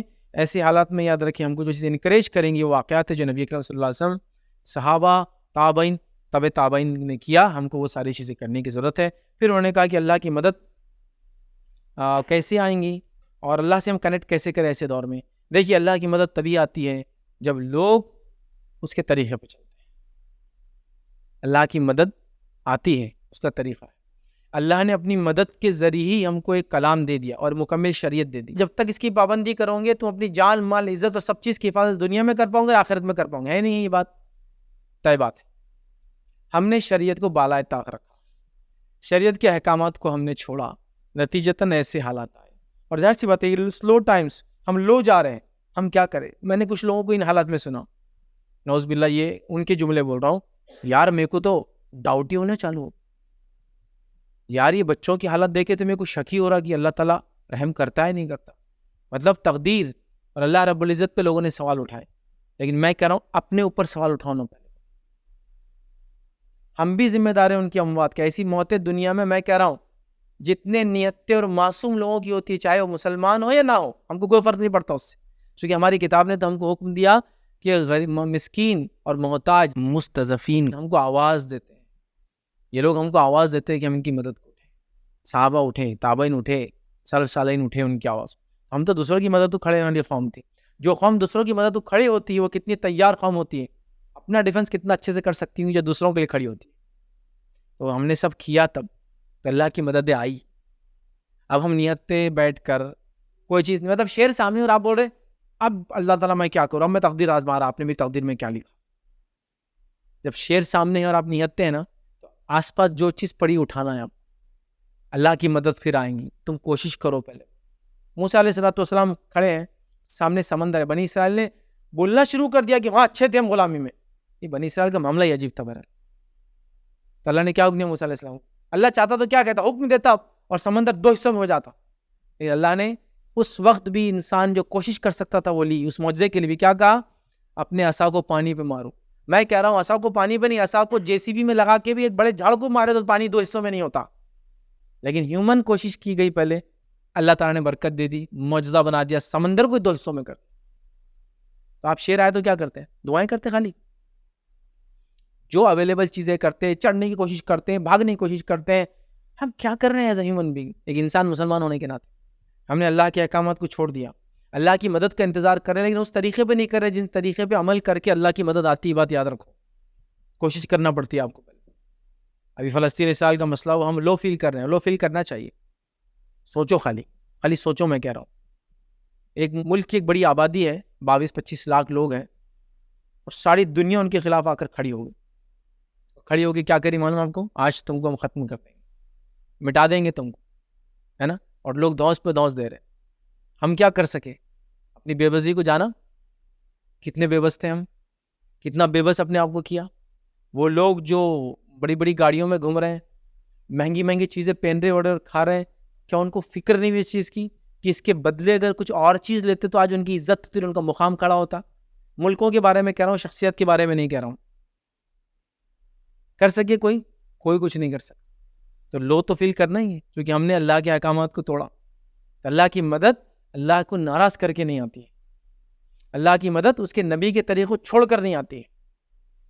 ایک مشہور واقعہ ہے جو ہے، اس کا تعلق اسرائیل سے ہے۔ اسرائیل کی پرائم منسٹر ایک لیڈی تھی، اس کا ایک انٹرویو جو چھپا تھا، وہ انٹرویو کی میں آپ کو بات کر رہا ہوں۔ تو انٹرویو یہ تھا کہ اسرائیل ایک نیا اسٹیٹ قائم ہوتا ہے، اسٹیٹ قائم ہوتا ہے تو اسرائیل سب سے اچھے ہتھیار خریدتا ہے، جبکہ ان کی قوم بھوک مری میں جی رہی ہے۔ یہود بھوک مری میں جی رہے، فلسطین میں آئے ہیں، قبضہ کیا اس پہ، اور بھوک مری میں جی رہے۔ اور یہ بات آپ یاد رکھیے، فلسطین ایک ملک تھا جو عربوں کا تھا، یہودی نے آ کے اس پہ قبضہ کیا اور اس کو اسرائیل بنایا۔ یہ تاریخ ہے اور کوئی اس کو بلا نہیں سکتا اور کوئی اس کو جھٹلا نہیں سکتا۔ تو اس نے آ کے ہتھیار لیا۔ کسی انٹرویو نے کہا کہ آپ نے ہتھیار کیوں خریدا؟ آپ ان یہودیوں کی جو اتنے مرے اور بدحال سیکنڈ ورلڈ وار کے بعد نکل کے یہاں جمع ہوئے، ان کے لیے کچھ کیوں نہیں کیا؟ ان کے لائف کے ایک اچھی زندگی جیے۔ تو اس لیڈی نے کیا کہا آپ کو انٹرویو میں جواب دیا کہ میں نے محمد صلی اللہ علیہ وسلم کی بایوگرافی پڑھی ہے، اور یہ شخص اپنے زندگی کے آخر وقت میں ہے، غربت کا یہ عالم ہے کہ یہودی سے اناج ادھار لیا ہے، لیکن ان کے گھر کے اندر تلواریں لٹکی ہوئی ہے، تلواروں کا سودا نہیں کیا، ڈھالیں لگی ہوئی۔ اور نبی اکرم صلی اللہ علیہ وسلم کی باقیات میں نے پورا لیکچر رکھا تھا، آپ کتنی تلواری، کتنے نیزے، کتنے ڈھال، کتنے بالے اور کتنے گھوڑے آپ چھوڑ کے گئے، اس کے علاوہ آپ ادھار میں تھے پورے۔ مطلب اپنی سوشل لائف کے اندر آپ کے پاس کوئی پیسہ نہیں تھا، لیکن اپنے ڈیفنس کے اندر آپ نے کوئی کمی نہیں چھوڑی تھی. آپ مذاق مت سمجھیے، تلوار کا اس زمانے میں بھی رکھنا کوئی معمولی بات نہیں تھی، بہت مہنگی چیز ہوتی تھی وہ. آپ لوہے کی کوئی دو چیزیں لے کے ایک دوسرے ٹکرائے ٹوٹ جاتی ہے، تلواریں ٹوٹتی نہیں ہیں، آپ کتنا بھی اس کو ایک دوسرے سے مارے. جو لوہا تھا بہت کاسٹلی چیز ہوتی ہے، قیمتی چیز ہوتی ہے اس زمانے میں بھی. جیسے آج بندوق لینا ہے تو آپ کے پاس تھی، آپ نے اس پہ کمپرومائز نہیں کیا. اگر ایک ایک بھائی تلوار تو زندگی گزر جاتی تھی اچھے سے. تو کہا انہوں نے چونکہ ہتھیار پہ کمپرومائز نہیں کیا غربت کے بعد، اور ہم نے دیکھا مسلمان پھر آگے بڑھ گئے دنیا میں. میں نے اسی مثال سے اپنے آپ کو کمپرومائز نہیں کیا. یہودی آگے بڑھی جائیں گے دنیا میں، ڈیفنس زندہ رہیں گے تو انہوں نے اگزامپلس لیا نبی اکرم صلی اللہ علیہ وسلم کی زندگی سے. قرآن میں اللہ نے کہا کہ اپنے ہتھیار، اپنے گھوڑوں اور اپنی فوجوں کو تیار رکھو. کیوں کہا؟ اس لیے کہ تم جاہل اور جنگلی اور جٹ قوموں کے لوگوں پہ ٹوٹ پڑو. اس لیے کہ جب کوئی تمہارے خلاف آنکھ اٹھائے یا معصوم پر ظلم ہو تو تم آواز اٹھانے والے ہو. کتنی بے بسی تھی ہماری، اور ہونا چاہیے بے بسی. بدلنا اس حالت کو تو سوچو. ہر ملک والے فکر کریں کہ آگے کیا کرنا ہے ان کو. میں یہ نہیں کہہ رہا ہوں کہ ہم کو ٹیررزم کرنا، میں یہ کہہ رہا ہوں کہ اپنے کو سیلف ڈیفنس کے لیے بھی تو کچھ ہونا چاہیے نا. ہمارا ملک عزیز انڈیا جو ہے اپنے سیلف ڈیفنس کے لیے کتنی بڑی آرمی کرتا ہے، جبکہ انڈیا نے اپنے کبھی بارڈر کو چھوڑ کر دوسرے ملکوں پہ حملہ نہیں کیا آج تک، کبھی نہیں. اینشنٹ ایج میں بتاتے ہیں کچھ چولا یا کوئی ڈائناسٹی تھی اس نے توڑا سا کمبوڈیا وغیرہ ہو، کبھی نہیں اس کے خلاف ہسٹری کے. ہم کبھی باہر نہیں کریں گے اپنے ڈیفنس کے لیے. تو ہم کرتے ہیں نا، آج بھی کر رہے ہیں. سیلف ڈیفنس تو ہونا چاہیے. اب یہاں کیا حالت ہے سیلف ڈیفنس کی، آپ کیا تو لو تو فیل ہوں گے ہی نا. 25 لاکھ لوگوں کی جان داؤ پہ لگا دی گئے، پوری امت مسلمہ اس کی طرف دیکھ رہی ہے، اور کوئی ایک آدمی میں یہ ہمت اور اوقات نہیں بولنے کی کہ اگر تم نے ہتھیار اٹھا تو ہم بھی ہتھیار اٹھا لیں. سب کیا بول رہے ہیں؟ پیس قائم ہونا چاہیے، امن ہونا چاہیے، جنگ رکنی چاہیے. لیکن کسی میں ایسی ہمت تھی، جیسا امریکہ بول رہا تھا کہ ہم تمہارے ساتھ کھڑے اگر کوئی اٹیک کیا، تو کسی ہمت تھی بولنے کی ہم بھی امریکہ کو جواب دیں گے، ہم بھی اسرائیل کو جواب دیں گے؟ ٹھیک ہے، اسی ہمت تو بہت دور کی بات ہوتی ہے. اس کے لیے ایک اردو کا لفظ تھا، ہماری اوقات نہیں تھی کہ ہم وہ سوچے اور بولے. سمجھ رہے آپ؟ تو وہ کب ملتی اللہ کی مدد؟ جب آدمی کوشش کرتا ہے. یہاں جو ہے فوج کھڑی ہے، اور داؤد علیہ السلام اس فوج میں ہے ایک ادنا سپاہی کی حیثیت سے، اور اللہ تعالیٰ نے جو ہے طالوت کو جو ہے ان کا جو ہے بادشاہ چنا ہے، اور سامنے سے جو ہے جالوت جو ہے لڑنے کے لیے آتا ہے، اور داؤد علیہ السلام ایک پتھر اٹھاتے ہیں، غلیل میں لگایا اور اس کو گھما کے، بس وار تھا، وہ بہت طاقتور انسان تھا، اور گھما کے پھینک کر مارا. وہ پتھر جا کے اسے سر پہ لگا اور وہیں مر گیا. تو آپ دیکھ رہے وہ ہتھیار سے لیس فوج میں آیا تھا. اور داؤد علیہ السلام کے پاس کیا کوشش کر سکتے تھے؟ وہ چھوٹے تھے قد میں، ہیلتھ میں، لیکن آپ نے پتھر کا استعمال کیا. سلنگ شاٹ بولتے ہیں اس کو، سنگل والی جو آتی ہے، دو اس کی نہیں ہوتی، وہ سنگل ہوتا ہے، رسی اسے مارتے اور ایک ہاتھ چھوڑتے تو وہ کھل جاتا ہے، اس سے مارا. کچھ کرنا پڑتا ہے. ہماری حالت تو وہ بھی نہیں رہی کہ کوئی ایسا نکل کے بولے کہ میں ہوں. وہ اکیلے ہی ہے، وہ بیچارے غازہ کے لوگ، وہ پورا فلسطین نہیں ہے، وہ غازہ ایک چھوٹا سا حصہ ہے، وہی لڑ رہے ہیں. کیا لڑیں گا ایک نہتہ آدمی جس کے بعد باہر نکلنے کی جگہ نہیں، لائٹ نہیں ہے، پانی نہیں ہے، کچھ نہیں. یہ ہم سے بھی سوال ہے، یہ حکمرانوں سے بھی سوال ہے، ہر انسان سے روز قیامت ایسے ہر معصوم سوال کریں گا.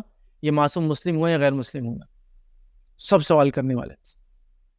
ہم نے اگر فلسطین کے بچوں کو دیکھا مرتے ہوئے تو سارے دنیا کے دوسرے بچوں کو بھی یاد کرو جو مرتے ہیں. ہم سے پوچھیں، چونکہ اللہ نے ہم کو جو ہے نا دین اور شریعت دی. جب ہم نے اس کو بالائے طاق رکھا تو اللہ تعالیٰ نے دنیا میں ہم کو ذلیل کیا، اپنے گھروں میں ہم کو ذلیل کیا. اور آج ایک ملک جو سارے مسلمان ملکوں کے بیچ میں آ کے بیٹھا ہے، وہ آپ کو آنکھ نہیں دکھا سکتا ہے. عام زبان میں کہوں تو آپ کی چڈی اتار سکتا ہے. آنکھ دکھانا تو ایک الگ چیز رہتی ہے، دو لوگ سے گھور رہے، چڈی اتار سکتا ہے. اتنے اس نے اپنی طاقت بنا لی، اس لیے کہ وہ لوگوں نے اس چیز پہ محنت کی جس چیز کے نتیجے میں دنیا میں ورچسو ملتا ہے، مقام ملتا ہے، دبدبہ ملتا ہے، جو ہمارے دین کی پہچان تھی کہ ہم لوگوں نے حق کے لیے اور امن کے لیے اپنے آپ کو ہمیشہ تیار رکھا، جسمانی تیار، ذہنی تیار، ہر چیز سے تیار. حتیٰ کہ ہم تو بغیر ہتھیاروں کے جنگ کے میدان میں کود گئے، اس لیے کہ حق کا ساتھ ہم دے رہے تھے. ہم کو پتا تھا اگر جیتیں گے تو غازی بنیں گے اور مریں گے تو شہید ہوں گے. دونوں طرف ون ون سچویشن ہے. دنیا میں کوئی ایسا دین جو یہ کہہ رہا ہے ایسی سچویشن ہے؟ یہودیوں کا حال ہے کہ قرآن میں اللہ رب العزت بتاتا ہے کہ یہ بند قلعوں اور دیواروں کے آڑ سے ہی تم سے لڑ سکتے ہیں، موت کی ہمت نہیں ان میں سے کسی کی. بولو ان کو اگر یہ واقعی میں اللہ کے محبوب ہے تو تمنا کرو موت کی. تم دیکھو گے ان میں سے ہر شخص 1000 سال زندگی جینے کا حریص ہے، چونکہ ان کو معلوم موت کے بعد کچھ نہیں ہے ان کے پاس. ہمارے پاس تو موت کے بعد ہی زندگیاں شروع ہو رہی ہیں ہماری. تو یہ ہم دنیا میں کیسے غافل ہو گئے, اتنی مجبور کیسے ہوگی؟ تو لو فیل کرنا تو نیچرل ہے. اللہ سے کنیکٹ کرنا ہے تو اپنے دین اور شریعت کو مان لو, پھر اللہ سے کنیکٹ ہو جاؤں گے. اسپیشل کنیکٹیوٹی کچھ بھی نہیں ہے اس کے علاوہ. ہو گیا, ساری چیزیں بتا دی گئی, مدد کے طریقے بتا دیے گئے اللہ کے. ٹھیک ہے, اللہ نے کبھی مدد ابابیل کے ذریعے کی, لیکن یہ معجزہ تھا. ہر بار ابابیل نہیں آنے والی تمہارے لیے, تم کو محنت کرنا ہے اس کی. جب لوگوں نے کہہ دیا کہ اللہ کا گھر ہے, اللہ دیکھیں گا, تو اللہ نے اپنا معجزہ بتا کے چڑیوں سے اس کی حفاظت کر لی. لیکن یہ چڑیاں نہیں آنے والے ہر بار. اب مدد کا طریقہ بتا دیا گیا. نبی اکرم صلی اللہ علیہ وسلم کتنی چڑیاں ہیں, کتنے جگہوں کے اندر نہیں آئیں گی. اب تمہارے پاس دین و شریعت ہے, اس کے ذریعے راستے نکالو. اس کے احکامات تم کو کھل کر بتا رہے ہیں کہ دنیا میں عزت اور امن کیسے حاصل ہوتا ہے اور آخرت میں کامیابی کیسی ملتی ہے. وہ نہیں کہ ہم نے آگے انہوں نے کہا what's our responsibility as an اما ٹو پیلسٹین پیپل. ہماری ذمہ داری پیلسٹینینس کے لیے اور ہر انسان کے لیے دنیا میں جس پہ ظلم ہوتا ہے وہ یہ ہے کہ ہم جو کچھ ان کی مدد کر سکتے کریں. جس طریقے سے ظالم کو دبا کر, ظالم کو روک کر, ظالم کے خلاف جا کر, ظالم کے خلاف آواز اٹھا کر, اور مظلوموں کی مدد کر کے, مظلوموں کو آئیڈیاز دے کر, جو بھی ہو سکتا ہے بہرحال جس طریقے سے ادھر طاقتور کو یا ظالم کو روک کر, ادھر مظلوم کی مدد کر کے, جو ہو سکتا ہے, جو جائز سارے طریقے اپنا سکتے ہیں آپ. تو ایک امت ہونے کے ناطے یہی کام ہم اس ملک کے لیے بھی کر سکتے ہیں.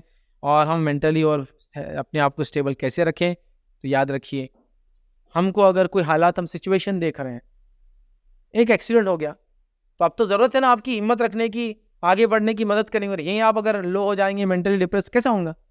تو آپ کو اپنے آپ کو مینٹلی اسٹیبل کرنے کی, مینٹلی ہائی کرنے کی اور آگے بڑھنے کی بہرحال یہ سخت ضرورت ہے. تو لہٰذا فلسطین کا ایشو ہو یا کسی اور چیز کا, فلسطینیوں کا ایشو ہو یا دنیا کے مسلمان, کسی خطے بنانے والے مسلمان, فلسطین کے لیے ہم زیادہ ہمارا اس لیے احساس ہے ہمارا, اس لیے کیا بیت المقدس ہے یاد رکھ, اس وجہ سے ہمارا معاملہ بڑھ جاتا ہے. لیکن انسانی جان کی حرمت تو سب ایک جیسی ہے, چاہے وہ رہنے والا مسلمان کہیں کا, اس کی جان مال عزت بہت اہم ہے.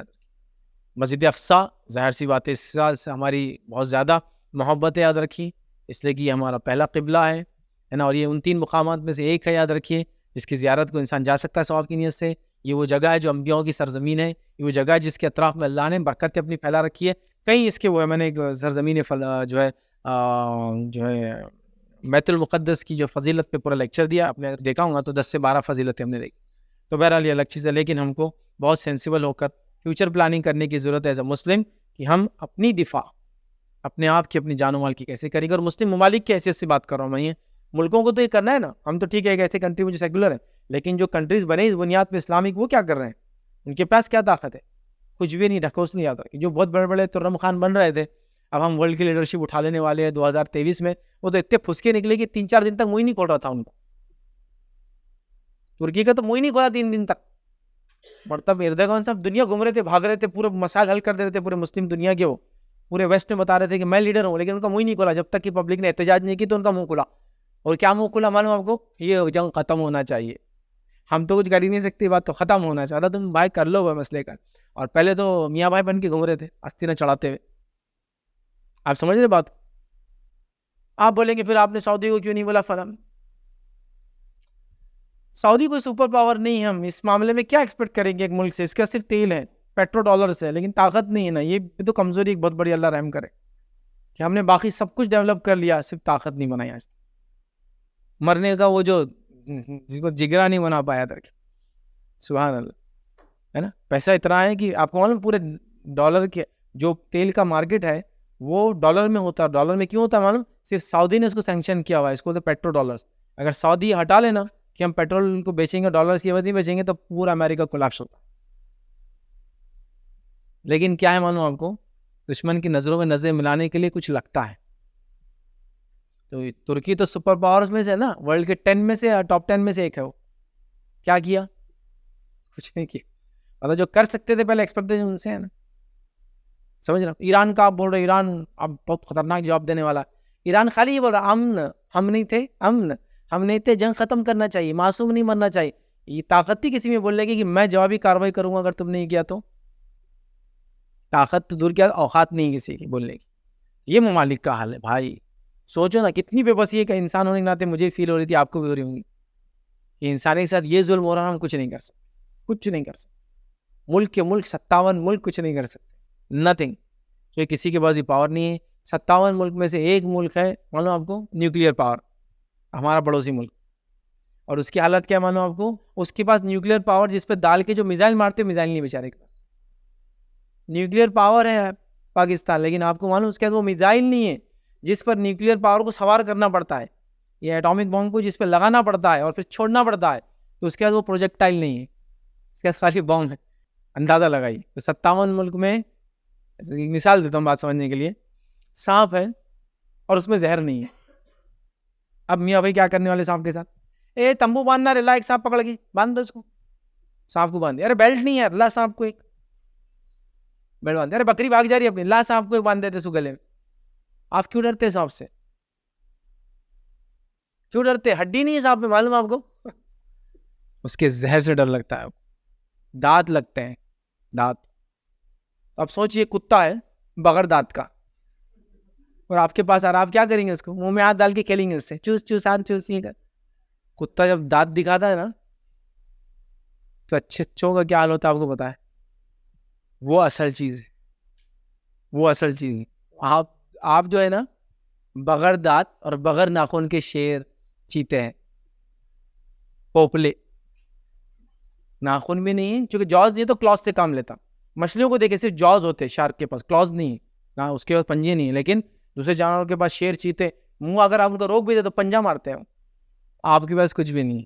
تو پوپلے شیروں سے, بغیر ناخن کے شیروں سے کون ڈرا ہے یار دنیا میں آج تک؟ کون ڈرا ہے؟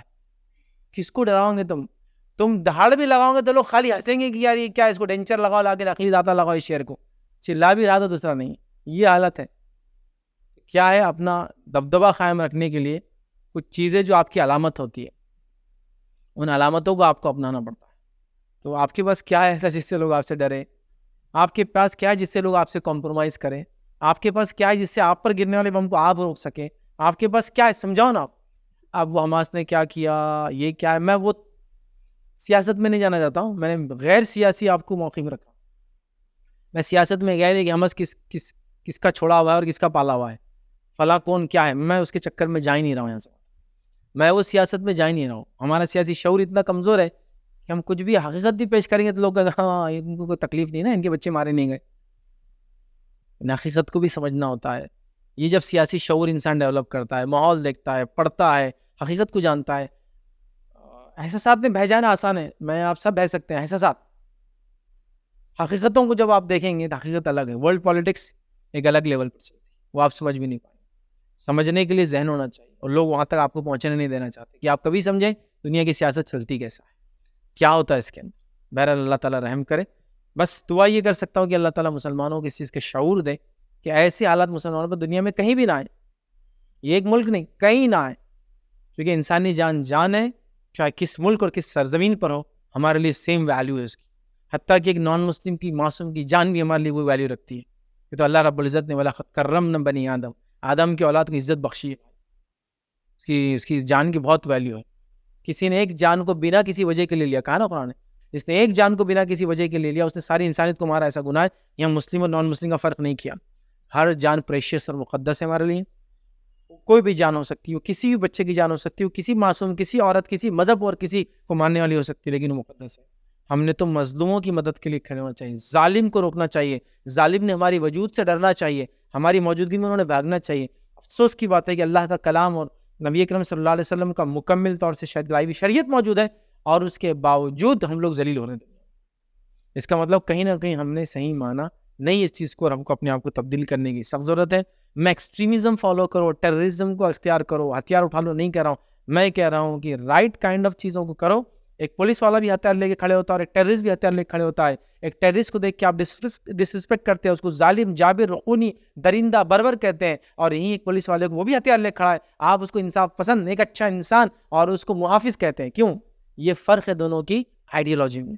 میں کہہ رہا ہوں وہ آئیڈیالوجی اپناؤ جو آئیڈیالوجی سے لوگ آپ کی رسپیکٹ کریں, آنر ڈگنیٹی رکھے, آپ کی جان مال عزت پہ ہاتھ نہ ڈالے, بلکہ کسی معصوم کی جان مال عزت پہ ہاتھ نہ ڈالے, اس لیے کہ وہ آپ کو دیکھیے کہ یہ محافظ ہے, یہ گارڈز ہیں ہیومینٹی کے. آج ہمارا یہ ہے کہ ہم کو ٹیررسٹ پورٹری کیا جا رہا ہے, یا پھر کہیں کچھ اچھا کام کرتے تو آ بھی نہیں رہا ہے.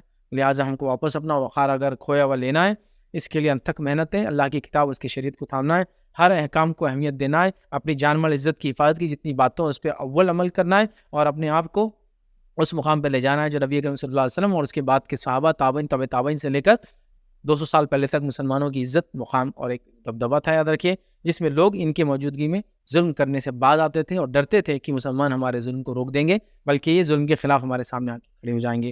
تو انشاءاللہ جس حالات بدلیں گے۔ چند باتیں تھی، برا 7-8 سوالات ایک ساتھ آ گئے تھے تو میں نے پیلسٹائن کے ایشو پہ آپ کے سامنے رکھ دی۔ کسی نے سوال کیا، دنیا میں جب کسی بھی جگہ نیچرل کیلامٹی کے وقت online fund raiser viral ہو جاتے ہیں تو آن لائن فنڈ ریزر کو پیسہ دینا جائز ہے یا درست ہے؟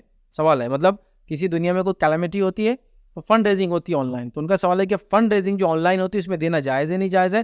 دیکھیے، اگر فنڈ ریزنگ آن لائن ہو رہی ہے، آپ کے کنٹری میں اجازت ہے اس آن لائن فنڈ ریزنگ میں دینے کی تو آپ دیجئے، اور اس کو میک شور کیجئے پہلے تو لیگل ہو، اور سیکنڈ میک شور کیجئے کہ ان تک پہنچ رہا ہو تو دینے میں کوئی حرج نہیں۔ دو باتیں ہیں، پہلے دینا لیگل ہو، جیسا انڈیا سے بہت سارے کنٹریز میں پیسہ فنڈ ریزنگ کرنا، ان کو پیسہ دینا لیگل ہی نہیں ہے۔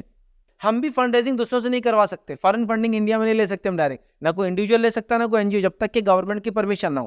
تو اس لیے کہا لا آف دی لینڈ ہمارا یہ ہے کہ ہمارے ملک سے باہر اور دوسروں کے ملک سے ہم نہیں لے سکتے، نہ ہم دے سکتے نہ لے سکتے، تو یہ احتیاط کرے، پہلی چیز فنڈ ریزنگ میں یہ احتیاط کرے۔ سیکنڈ، جو دے رہے ہیں وہ تنظیم وہاں تک پہنچا رہی ہے کہ میک شور بھی کرے، جیسا کچھ جگہ مجھے الاؤڈ ہے، جہاں مجھے الاؤڈ ہے میں یہ میک شور کروں کہ یہ فنڈ وہاں تک پہنچ رہا ہے، جیسا کہ اعلان ہوا کہ کیرلا میں باڑھ آ گئی، جیسا کہ اعلان ہو گیا فلاں جگہ یہ ہو گیا، جیسا کہ اعلان ہو گیا کہ تلنگانہ میں فلاں ہوا، میرا کنٹری میں پیسے دے سکتا ہوں، میں میک شور کروں کہ وہاں تک وہ پیسہ جائے۔ تو دو چیزیں ہو، لیگیلٹی پوری ہو اور سیکنڈ چیز وہاں تک پہنچے۔ اگر ایسا ہو رہا تو آن لائن دے آف لائن دے، دونوں باتیں ایک جیسی ہے، کوئی انشاءاللہ اس میں حرج نہیں ہے۔ لیکن اگر ایسا نہیں ہو رہا، آپ بالکل آنکھ بند کر کے فلاں فنڈ ریزنگ ڈال دو، آنکھ بند کر کے مت ڈالیے، یہ تو اتنے بڑے فراڈ ہے جس کی کوئی انتہا نہیں۔ یاد رکھے، آن لائن جو فنڈ ریزنگ کے نام پہ اور بینکنگ کے نام پہ جو فراڈز ہو رہے ہیں، ایسا نہ دنیا نے پہلے دیکھا نہ دیکھیں گے، بلینس آف ڈالر ہر روز صرف یہ فراڈز میں جا رہا ہے۔ پلیز میں کہوں گا ایسا نہ کریں، جب تک کہ آپ میک شور نہ کریں آپ کا دینا لیگل ہو، اور میک شور نہ کریں وہاں تک پہنچ رہا ہو، یہ دو چیزیں تو آپ دیں ورنہ نہ دیں۔ السلام علیکم شیخ، ابھی جو قنوت نازلہ کا جیسا اہتمام ہو رہا ہے فجر کی نماز میں، تو اس کا طریقہ کیا ہے اور کون سی دعائیں ہم کر سکتے ہیں قنوت نازلہ میں، اور وہ اجتماعی ہی کرنا ہے یا انفرادی بھی کر سکتے ہیں؟ پہلے سوال کیا، قنوت نازلہ جو ایسی حالات میں کرنا ہے وہ اجتماعی کریں گے انفرادی کریں گے، اس کے الفاظ کیا ہوں گے؟ قنوت نازلہ میں یہ دعا کر سکتے ہیں، اس کو آپ انڈیویجول بھی کر سکتے ہیں اور جماعت سے بھی کر سکتے ہیں۔ نبی اکرم صلی اللہ علیہ وسلم نے فرض نماز کے اندر قنوت نازلہ کو کرایا تھا، روایتوں میں آتا ہے، تو آپ فجر میں کرائے، فجر میں ممکن نہیں ہو رہا ہے، لوگ نہیں آ رہے تو آپ جمعہ میں کرائے، یا کوئی بھی فرض نماز کے اندر آپ اس کو آخر میں قنوت جیسا پڑھتے ہیں نا، وتر کے اندر جیسا پڑھتے ہیں آپ اس کو ویسا انشاءاللہ پڑھ سکتے ہیں۔ تو لہٰذا یہ قنوت کر سکتے ہیں، انفرادی بھی آپ کر سکتے ہیں، اجتماعی شکل میں بھی یہ قنوت آپ لوگ ہم لوگ جو انشاءاللہ اس معاملے میں جو ہے کر سکتے ہیں۔ کسی سوال کہ اکثر والدین اپنے بچوں کے لیے شادی کے لیے ایجنٹ منگواتے ہیں، جو غیر مناسب رشتے بھی اس میں شامل ہوتے ہیں، تو کیا صحیح طریقہ ہے جس سے بہت سی لڑکیاں بھی ڈسٹرب ہو رہی ہے؟ دیکھیں، ایجنٹ کے تھرو بھی میرج کیا جا سکتا، وداؤٹ ایجنٹ بھی کیا جا سکتا، کیا صحیح ہے کیا غلط ہے، ایجنٹ کے لائے ہوئے رشتے پہ آپ کو طے کرنا ہے نا۔ سامنے والے کے پاس پھل بیچ رہا ہے، وہ اچھے سڑے ہوئے کیا ہے وہ آپ کا ہے، آپ کو بھی تو چیک کرنا چاہیے نا۔ آپ کہیں گے چونکہ اب دیکھیے بہت سارے لوگ اپنے انڈیویجولی جا کے رشتے نہیں کر سکتے، دنیا بڑی ہو گئی اور ہمارے ڈیمانڈ بھی بہت زیادہ ہو گئے، ہر کسی کو رشتہ آسانی سے ملتا نہیں ہے، تو ایجنٹ لگانا ہی پڑتا ہے۔ سمپلسٹی تو یہ ہوتی ہے کہ لڑکا لڑکی کو آپ ان کے اخلاق اور دینداری پسند کرتے اور نکاح کر دیتے، اب ہم کو اخلاق دینداری کے ساتھ اسٹیٹس چاہیے، سوشل اسٹیٹس چاہیے نا۔ مالدار مسلمان اس میں برباد ہو رہے پورے، ہم مالدار ہیں، ہم کو مالدار لڑکی چاہیے، مالدار لڑکی پہلے سے پتہ نہیں کسی اور کو چاہتی، فلاں ہو رہی، یہ ہو رہی، وہ ہو رہی، لڑکے کو لڑکی پسند نہیں، لیکن دو کی شادی ہو رہی 2 سال میں الگ۔ یہ پرابلم ہر جگہ چالو ہے۔ بہرحال سمپلسٹی نہیں ہے، دکھاوا، شو بازی، مال۔ میں شادی کر رہا ہوں اپنے لڑکوں کی اس وجہ سے کہ بھائی یہ لڑکی دیندار ہے، بااخلاق ہے، نہیں، دیندار بااخلاق بھی ہونا چاہیے، لیکن اصل بڑی گھر کی ہونا چاہیے نا، میرے اسٹیٹس کو میچ کرے، یا کم از کم اپنا اسٹیٹس بڑھانے کے لیے ایسے لوگوں کے پاس رشتے بھیج رہے، لڑکی کیسی بھی چلتا، ہم کو تمہارے خاندان سے رشتہ جڑنا ہے، مال و دولت آتے رہنا ہے، ویسا اکاؤنٹ میں معاملہ جم جائے گا، پھر کسی کو بھی نبھا لیں گے۔ یہ سب تماشوں کی وجہ سے جو ہے رشتے بہت مشکل مہنگے ہو گئے، تب ایجنٹ تو مجبوری ہے، ایجنٹ کو رشتہ لاتا ہے تو اس کا لانا آپ کا دیکھنا جائز ہے بھائی، بس یہ ہے کہ آپ اس کی تحقیق کریں، اگر وہ مکس کر رہے ہیں تو آپ کا کام ہے کہ اس کو ویریفائی کریں۔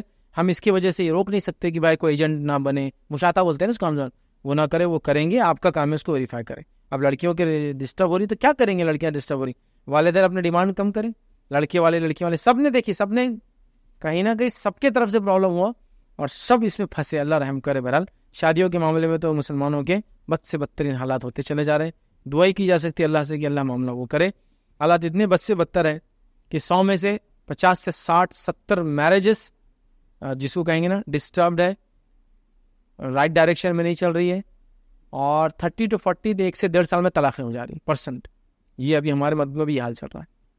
اسٹیگرنگ, مطلب بہت زیادہ ہوا ہے. کیا ہوں گا ان لڑکیوں کا مجھے نہیں پتا, کیا ہوں گا ان لڑکوں کا بعد میں مجھے نہیں پتا, کیسے ہی گھر گزریں گے, کیسے زندگیاں جئیں گے, آگے کیا ہوں گا, اپنی نفسانی خواہشات کو پوری پھر کیسے کریں گے جب شادیاں نہیں ہوں گی, واللہ عالم. بہرحال لیکن ہمارے ڈیمانڈس نہیں آ رہے, اینڈ جس کو کہیں گے غیر شرعی ایکسپیکٹیشنس نے ہم کو یہاں تک لا کے چھوڑ دیا. بہرحال ایجنٹ لگانا جائز ہے, مشاطہ لگانا جائز ہے, چیک کرنا آپ کا کام. کسی نے کہا شادیوں میں گانے لگانا کیسا ہے. ایک بار میں ہمارے پڑوسی کے یمنی شادی میں گئی تھی, وہاں ڈی جے اور گانے لگائے ہوئے تھے, عورتوں میں بھی اور مردوں میں بھی, اور بعد میں جب میں نے انہیں کہا کہ یہ صحیح نہیں ہے تو بولنے لگے کہ ایک طرح سے اس کا گناہ نہیں ہے, ہم بس خوشی منا رہے ہیں. بڑا اچھا طریقہ ہے خوشی منانے کا بھائی. یہ مطلب جیسا کہ میں آپ کے گھر پہ آ کے چوری کر لوں اور آپ بولے یہ چوری یہ غلط ہے, میں کہوں ہم تو صرف پکنک منانے پیسے لے رہے ہیں, اس کا کوئی گناہ نہیں. چور آگے آپ کے گھر میں چوری کرے اور آپ بولے بھائی چوری کیوں کرے, تو بولے کہ میرے بچے بھوکے ہیں, میں کھانا کھلانے پیسے لے رہا ہوں, اس کا کوئی گناہ نہیں ہے. آپ بہت امیر ہو گئے اپنے محلے میں, اس لیے میں آپ کو لوٹ رہا ہوں تاکہ بات کہ آپ کے محلے کے غریبوں میں اس پیسے کو بانٹوں. تو میرا نیت لوگوں کو مالی طور سے برابر کرنا ہے, غربت سے نکالنا ہے. چلیں گا کیا, کیسی بات ہے. بہرحال لوگوں کے اپنے کیا بولیں گے, بہت ہی بیکار بات ہے. کوئی ڈی جے بجا اور کہے کہ ہم یہ کر سکتے اس لیے کہ یہ صرف خوشی ہے. شریعتاً یاد رکھو, نکاح بڑی اہم چیز ہے نا, آدھا دین کہا گیا. اس دین کو اگر غیر دینی طریقے سے مکمل کروں گے تو اللہ کامیابی نہیں دے گا, ضلالت اور گمراہی ملیں گی, پریشانی. اس سکون کے اطمینان کے بدلے پریشانی ہوں گی. اللہ رب العزت نے آدم کو بنایا, آدم کے تسکین کے لیے کس کو بنایا, ہوا کو بنایا. مطلب جو لائف پارٹنر ہوتی ہے نا, لیڈی جو ہوتی ہے, وائف جو ہوتی ہے, ہسبینڈ اور وائف, یہ ایک دوسرے کو سکون دیتے ہیں, ہے نا. اب کتنے میاں بھائی شادی کے بعد سکون ہے, مجھے بتاؤ, خالی بتاؤ.